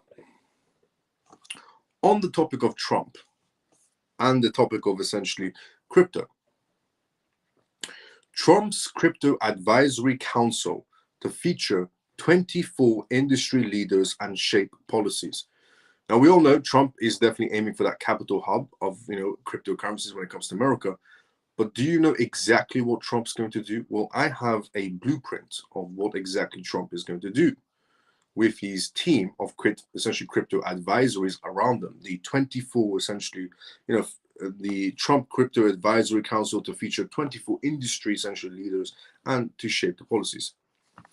Here is a blueprint of what's going to be happening on the Trump policy. US presidential-elect Donald Trump's administration is making strides to solidify the country's stance on cryptocurrencies by forming a crypto advisory council. According to sources cited by Bloomberg, the council will include approximately 24 CEOs. 24 CEOs will be joining Trump. Crypto and blockchain CEOs will be joining Trump in shaping, believe it or not, Congress, shaping the Senate, shaping every politician's mind to accept and understand blockchain technology. 24 CEOs, blockchain CEOs. If I had to bet, I would say Ripple CEO is definitely on that list. And the founders from digital asset sectors. This strict move aims to provide policy guidance and foster collaboration with Congress to draft comprehensive cryptocurrency legislations. You want to get Congress moving faster? Then bring in the blockchain CEOs because they will make them understand blockchain ASAP and help them, shape up the policy. So here it is. What is the Crypto Advisory Council?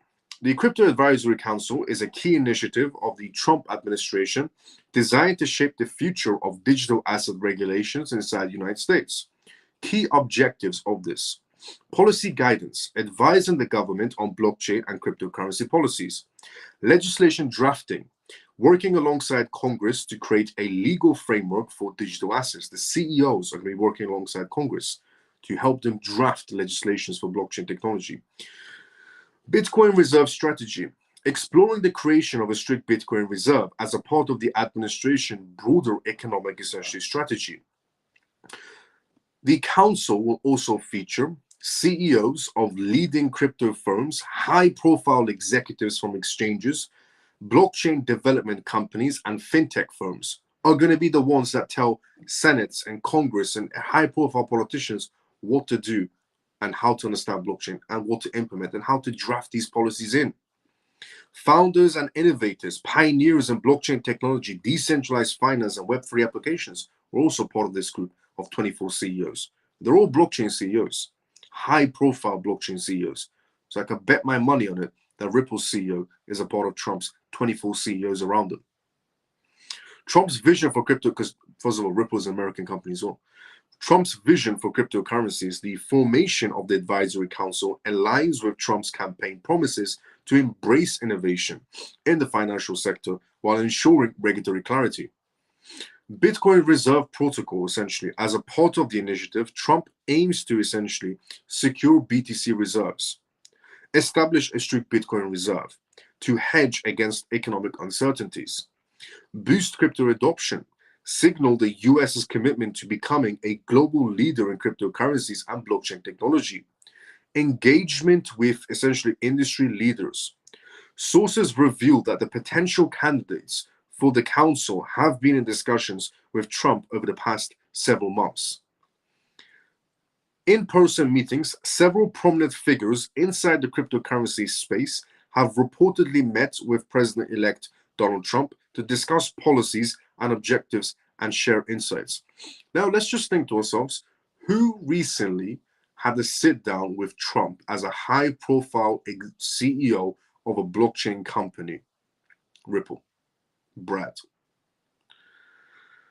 Industry representatives, such representations, by including diverse voices, the Council aims to address the unique needs of various sectors within the crypto ecosystem. Collaboration with Congress. A core responsibility of the Essential Advisory Council will be to work with Congress.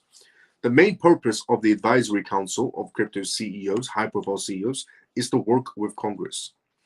A core responsibility of the Advisory Council: draft legislations, develop laws that balance innovation and consumer protection, standardize regulations, create unified federal guidelines to replace the current patchwork of state-level crypto regulations, address concerns, tackle issues like fraud, security, and the environmental impact of cryptocurrency mining, strict implications for the US's economic leadership. By forming a crypto advisory council and exploring a Bitcoin reserve, the US aims to maintain global competitiveness. Rival nations like China and El Salvador are already leveraging blockchain and cryptocurrencies. Foster innovation. Encouraging blockchain adoption across industries will drive technological and essentially economic growth. Regulatory clarity. The Council's recommendation could lead to clearer guidelines for businesses, helping companies navigate the compliance requirements, investor confidence, attracting institutional investors to the crypto space with well-defined regulations. Challenges ahead. Despite its ambitious goals, the Crypto Advisory Council faces potential hurdles. Regulatory resistance, skepticism from lawmakers and regulators could slow down progress. Diverse industry needs, balancing the interest of various stakeholders, may prove complex. Global market dynamics, the rapidly evolving international crypto landscape adds further complexities. President-elect Donald Trump's proposal to establish a 24-member crypto advisory council marks a significant step towards regulatory clarity and a strict innovation in the US's cryptocurrency space. By bringing together industry leaders and policymakers, the administration seeks to position the US as a global leader in digital assets while addressing key challenges and opportunities. This initiative, if executed effectively, could usher in a new era of growth and stability for the crypto industry while reinforcing nations' commitments to technological advancements. That is pretty much the blueprint of what's going to be happening when Donald Trump comes into power on January 20th, essentially, and what everybody else is around Donald Trump is going to be doing. 24 blockchain CEOs are going to come together under Trump's administration and help Congress shape. The interesting part is, I'm guessing, as I said, Ripple CEOs definitely a part of this. Who I also think is a part of this is Coinbase's CEO. Who I also think is a part of this is Crypto.com CEO.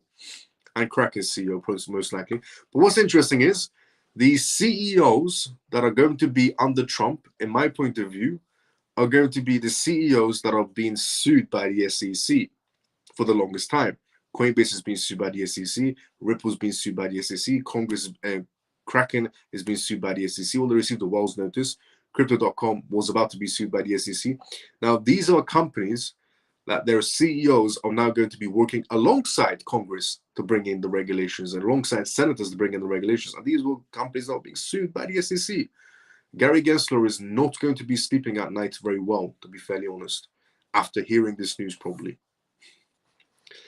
Gary Gensler spent his entire chairmanship of the SEC to sue these blockchain companies into the ground, and it didn't work out at the end.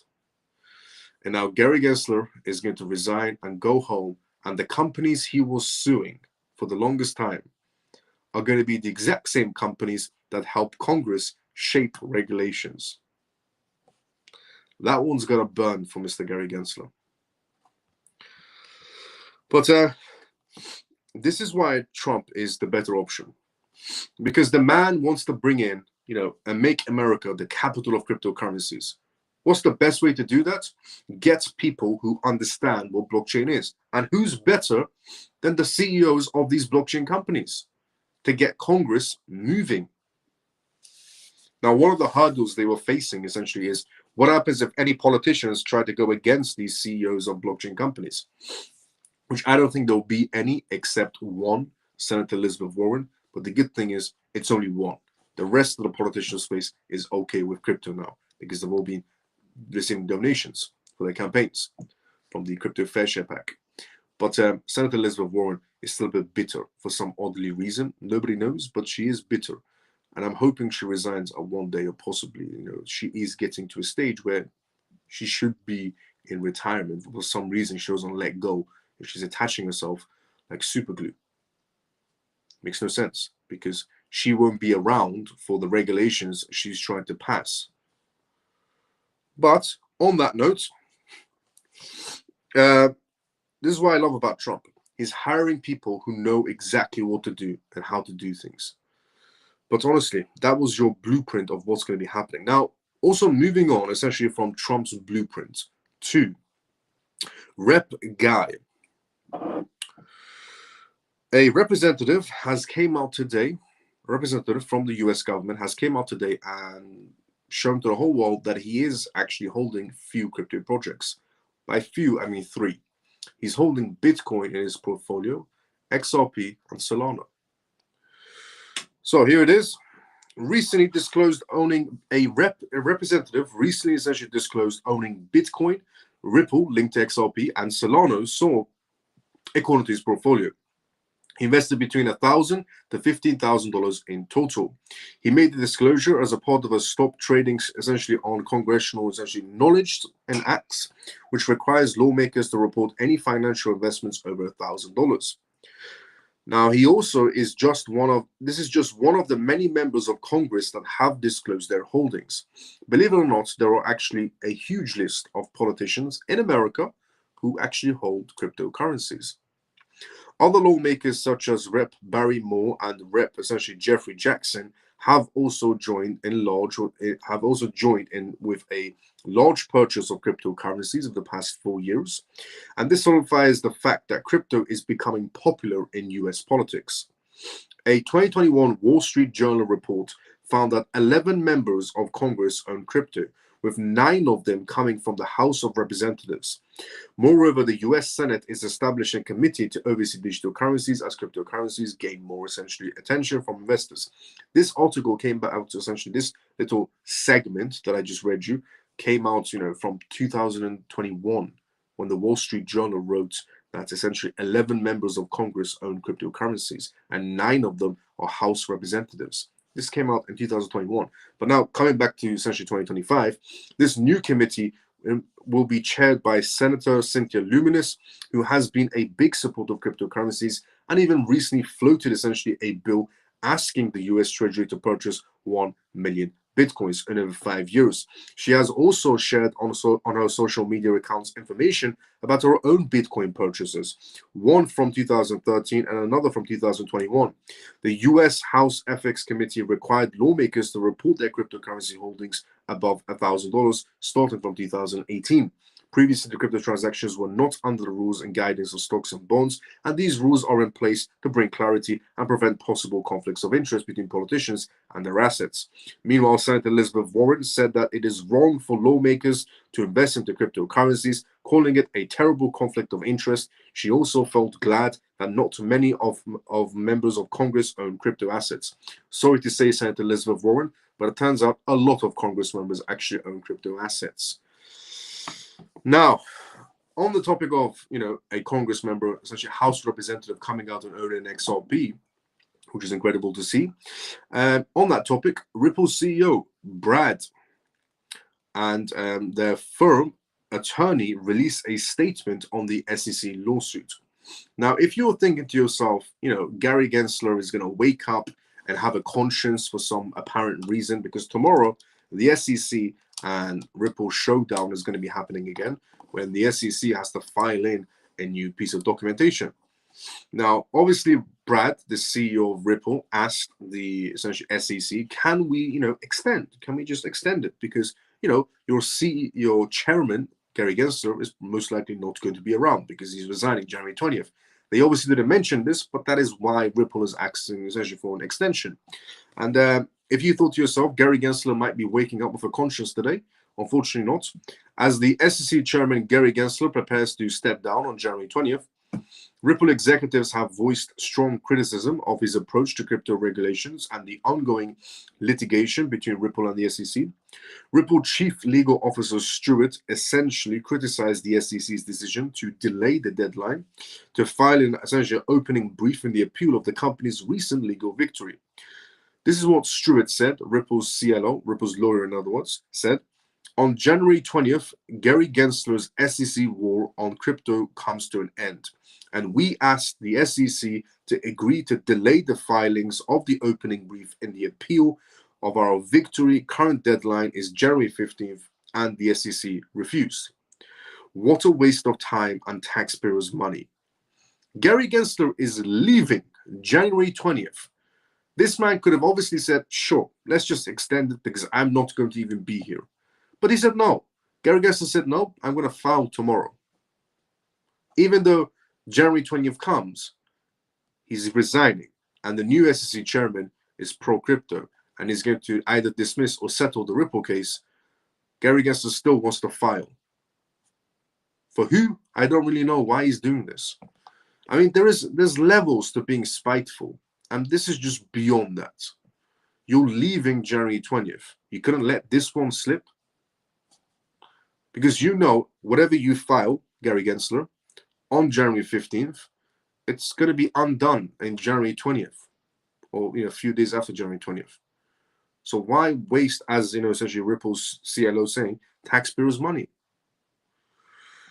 Despite the setbacks that's just happened, Stewart said he was confident in the company's legal position, confident in Ripple's legal position, and was optimistic about working with the new SEC administration to resolve this case. Ripple CEO Brad also took to the floor and harshly criticized Gary Gensler's regulatory approach. With complete disregard for the 2024 election and the American people, Gary Gensler is fully committed to his failed sanctions based on regulation agenda, said Brad. U.S. Securities and Exchange Commission also, just to point this out, this is how deluded Gary Gensler is. Genuinely how deluded this man is. And he does really live in his own little la-la land. Putting aside, essentially him wasting taxpayers' money, Gary Gensler wasting taxpayers' money on essentially filing against Ripple when they could just extend it because he's resigning. Just to put the perspective, this is how deluded this man is. U.S. Securities Exchange Commission Chairman Gary Gensler scheduled to leave the regulatory body in 6 days. Said the outcome of the and this is the deluded part. Gary Gensler said the outcome of the 2024 presidential election, where Donald Trump won, didn't come down to money from crypto interest groups. Gary Gensler said on CNBC, in a report, essentially on live news, that the reason why he is essentially, he said the reason for the 2024 election for Trump winning wasn't crypto. It wasn't because of crypto Donald Trump won, and and so on. Well, the only reason, Gary Gensler, you're being fired is because of crypto. So how ironic is that? Gary Gensler thinks crypto is not the reason for Trump winning or anything else happening in that favor. But you're losing your job because you're against crypto, and you think crypto didn't win? This is how deluded this man is. The SEC has pretty much lost every case they've had, every major case they've had inside the blockchain space. They've lost pretty much every major case they've had. And now this man is so deluded, he's got to a stage where he sees that, crypto is not the reason, Trump won. Crypto is not the reason, I'm being fired. It's the exact reason why you're being fired. Thought it was unlikely that crypto, so honestly, just listen to how deluded this man is. Said the outcome of the presidential elections didn't come down to money from crypto interest groups. On an interview with CNBC, Andrew Ross on Squashbox said, Gensler said he thought it was unlikely that crypto-focused voters and money from digital asset interest groups swung the U.S. elections for presidential-elect Donald Trump.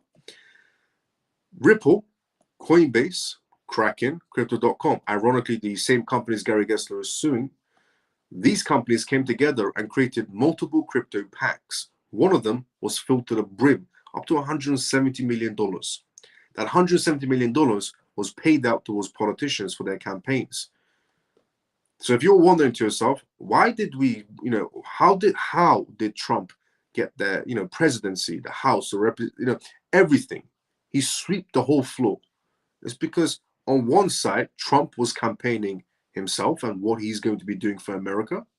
And on the other side, the crypto space, like companies like Ripple, essentially, and Crypto.com and Coinbase, so they were coming together and creating multiple crypto pack shares and donating to essentially politicians through their ad campaigns, because they can't do a direct donation, it'll be a bribe. So it's through the ad campaigns. So on one side, when Trump was going around and saying, I'm going to do this and that, and he's going to do it, on the other side, the crypto companies like Ripple and Coinbase and so on, they were looking after Trump by paying off politicians. So we got a full sweep. And now everybody's pro-crypto. All the politicians are coming out one by one saying, oh, now, they're understanding crypto. Some of them are coming out and saying, we own crypto. Some of them are coming out and saying, our states should have a Bitcoin reserve or crypto portfolio, in one state mentioned. So they went from, we don't know what crypto is, we don't care what crypto is, to being paid off or donated for their campaigns, to, we love crypto, I hold crypto, you hold crypto, let's do a crypto reserve. So it is the reason why Trump got a full sweep. Also, it's the reason why he's getting fired, Gary Gensler. But Gary Gensler doesn't want to believe crypto won. He's one of those people that can never admit they're wrong. Gary Gensler is the type of man that can never admit he's wrong. But crypto won. One, because the Ripple case is going to come to an end. The next up is going to go shooting up. Two, Coinbase case is going to get dropped. Three, Kraken case will get dropped. Four, Crypto.com case will get dropped. And every other crypto case will get dropped. And five, you're fired, Gary Gensler. So yes, crypto did win. And as much as you don't want to accept it, but crypto did win. The SEC chair, who will be leaving office same day of Trump's essentially coming in, pivoted in the interview to previous talking points about the investor protection during his time leading the commission. This is what Gary Gensler said. I think this election, though, as you point out, there was money raised from crypto fields. I don't think that's what this election was about. So Gary Gensler is acknowledging that crypto companies came together and paid off essentially politicians. Donated to politicians. He's acknowledging that idea, but he's saying that's still not the reason why, I'm getting fired or Trump, sweep the entire floor. This field has not been compliant with various laws, is what Gary Gensler is saying. Gary Gensler is still sticking to his, guns and saying basically this field, the crypto field we're in, is a highly speculative field, has not been compliant with various laws, whether it's any money laundering laws, sanction laws, or any other, or any, in our cases, security laws, is what Gary Gensler is saying. Like, the crypto space is not listening to us at all. Well, apparently, Gary Gensler, you don't like listening to judges either, because there was an interview of Gary Gensler after he lost in the court. Afterwards, the interviewer said to Gary Gensler, so, the judges said XRP, secondary sales, not essentially security. No, beforehand, the interviewer said, if the judge says it's not a security, what would you say to that, Mr. Gary Gensler? And Gary Gensler said he doesn't care about the judge's opinion. It's his opinion that matters. So Gary Gensler likes to go on his high horse and say essentially that, crypto assets are security laws. They're money launderers. They're going against sanctions. Crypto companies don't listen. Well, apparently Gary Gensler doesn't listen to a judge's verdict either. So you're in the same boat if you're describing crypto companies as those types of people. Under Gary Gensler, the SEC filed several enforcement actions against the US-based crypto firms, including Coinbase, Ripple Labs, and Binance, and many in the industry have continued to criticize the regulator for not offering clear rules of the road, which is also one of the biggest downfalls. The man goes around and says crypto companies does not follow the rules. What rules? You can't go around and say crypto companies don't follow the rules when you don't have any rules. And when you don't have any rules, you create gray areas.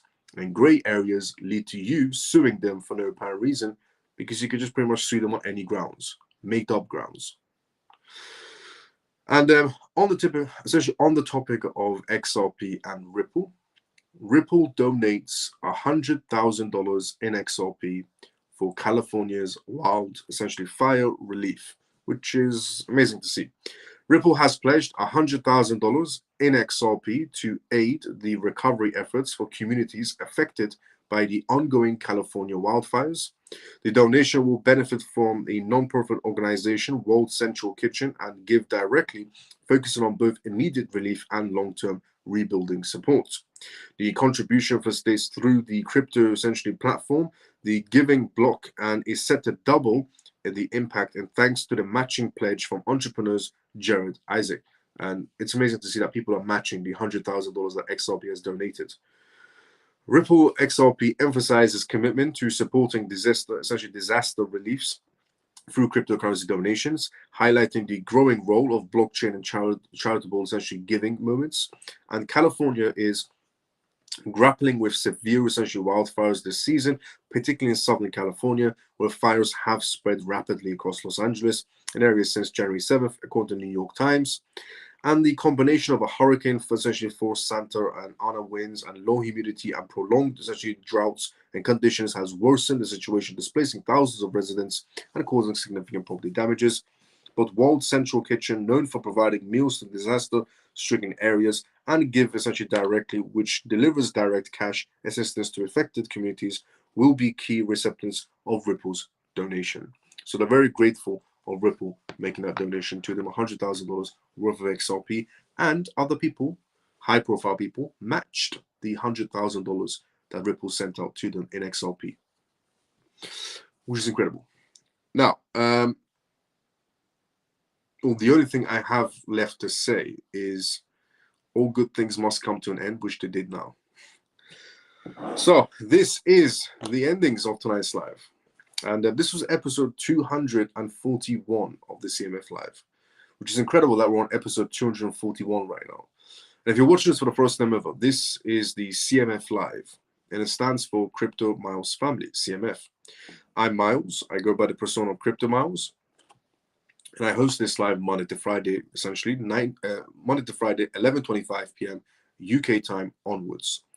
And I talk about the most recent news that's happening around the world in terms of cryptocurrency, CBDCs, AI, politics, regulations, vital information for you to know about regarding the world completely transforming into a digital space.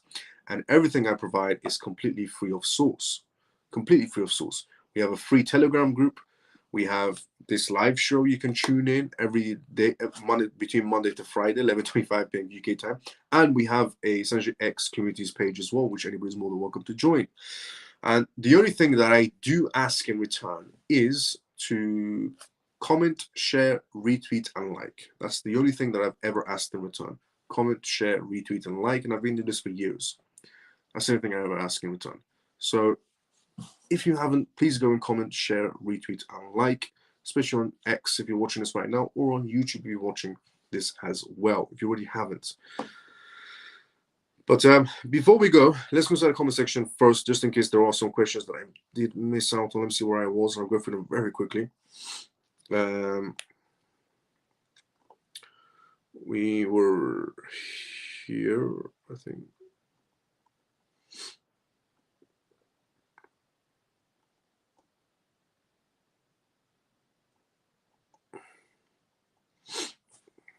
Let's see where we were at. We were here. Okay, Miles, is XLM better than ACH? XLM is better than ACH. Yes, that's correct. Miles, if I have a small bag of XRP, can they? I actually read that one already. Is a small bag of Viet okay? Sure. I've got more ACH than XLM. Should I switch that about, in your opinion, Miles? Yes, XLM is better than ACH. I think if it happens, just transfer it to someone with big bags who you trust. Pretty much, if that happens, you can do that. Regarding the 50,000 you said, XRP muscle. How do you find Miles's portfolio in Telegram? There's about 1,000 of messages. On the pin messages, Semper, look for the pin messages. You can see it at the top. Ghost Runner, thanks so much for helping out. XRP climbing. Anyone buying more now? Maybe others are better option. Bless you. Thank you so much. Oh, that sneeze that I did. Susie, thanks so much. Hello, Miles. Richard, good to see you. How you doing? Found it on the pin messages. Let's go. Even Miles of CMF. Sorry, I'm late to the party today. Joe, good to see you. How you doing? Thanks. End of your like it or not. Here it comes. Greetings, Miles and CMF. Ray, good to see you. How you doing, brother? How you been? I'm here for my family and their future in finance. Let's go, Donny.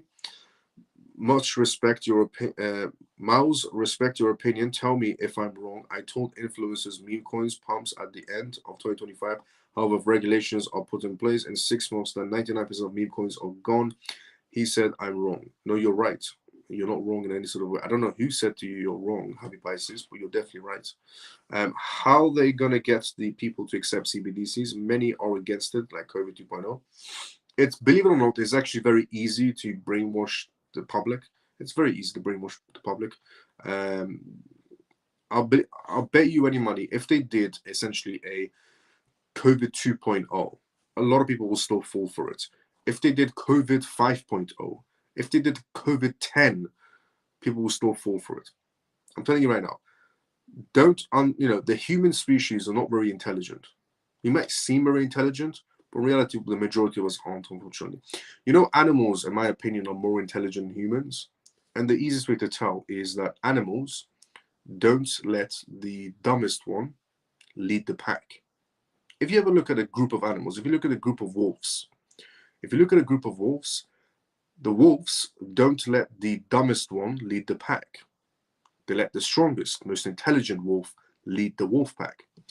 Now, if you look at human beings, for some reason, humans let the dumbest one lead the pack. They don't let the most qualified, most entrepreneurial person, most intelligent person lead the pack. Instead, we choose the most dumbest people to run the pack. This is why I say animals are a lot more, intelligent than human beings. Because that would never happen if it was a group of wolves. Unfortunately, when it comes to humans, we're not that intelligent. How are they going to get the people to accept CBDCs? That's how. Trust me. You are giving people too many props. Miles, in your opinion, is it better to verify and hold a lot of coins with smaller amounts, or a big with only a few like XRP, XN, XTC, etc.? Miles, in your opinion, is it better to verify and hold a lot of coins with smaller amounts, or no? I would preferably say, leaning towards more XRP, XN, XTC, and so on would be better than spreading that out. Just stick to those. Diversify into just those. Do you think XRP will be the best performing crypto this year? I think it's going to be the best performing crypto in general starting this year. What's up, brother Miles and CMF? Good to see you all below. How you doing? How's things below? Everyone hit that like and subscribe button. 20 haven't liked. If you haven't liked this live, go and like it. I know those cats were in crypto and just hiding it from the public. Yep, you did say that. Gensler is doing it out of spite. He's been beat and it's all he has left. Pretty much. Biden, worst president in history. Gary, worst person in history. Gary kept Ripple busy so he and his brothers could buy XRP cheap. Regardless of how big all the crypto markets get, the dollar bill must not end. Facts. I agree, and it won't end either. Good night, Miles and all the CMF. Thank you for the great live and all the news. JP, see you tomorrow, but at the same time as usual. Take care, Miles and CMF. Ray, see you tomorrow, but at the same time as usual as well. Thank you, Miles. Pierce, brother, see you tomorrow sometime as usual. Thanks, Miles. As always, it was a good show. See you all tomorrow. Solomon, see you tomorrow sometime as usual. You've given us so much to grow and push forward. Thank you, Miles. Have a wonderful night. All Lena, let's go. See you tomorrow sometime as usual as well. When do you sleep? Have a great night. Mickey, well, it's around essentially 1:31 a.m. right now in London. I do sleep quite late and I do wake up quite early, to be fairly honest. I know another essentially place they should donate to. Good night, Miles and CMF. Great live. See you tomorrow. Free and Feather. See you tomorrow sometimes usual as well. Night, Miles. Pablo. See you tomorrow sometimes usual as well. Thank you, Miles, for your time, sharing your knowledge, and you're an amazing person. Joe, thanks so much for the kind words. See you tomorrow sometimes usual. Thanks, Miles. Have a great night. See you the same time tomorrow. Artistic. See you tomorrow sometimes usual as well. Thank you so much, Miles, for teaching us on sharing your opinions and having a great night, Miles and CMF. Ghost Runner, see you tomorrow sometimes usual as well. Thanks so much for helping people out as well, Ghost Runner. Thanks, Miles. Good night, all. Stormy, see you tomorrow sometimes usual as well. Good night, Miles and CMF, the #1 live show on crypto. Mike, thanks so much for the kind words, brother. See you tomorrow sometimes usual. Good night, Miles and the CMF. Thanks for sharing all the news. Orphan, let's go see you tomorrow sometime as usual. What do you think about CAS, MDT, and Radix? They're all good, but keep your focus on XRP, XLM, XDC, and HPOL for what's about to come. Is ACH a lot better than LAT? Would you not swap your LAT for ACH? Yes, but I'll preferably even go beyond those two and just put that money into XRP, XLM, XDC, and HPOL.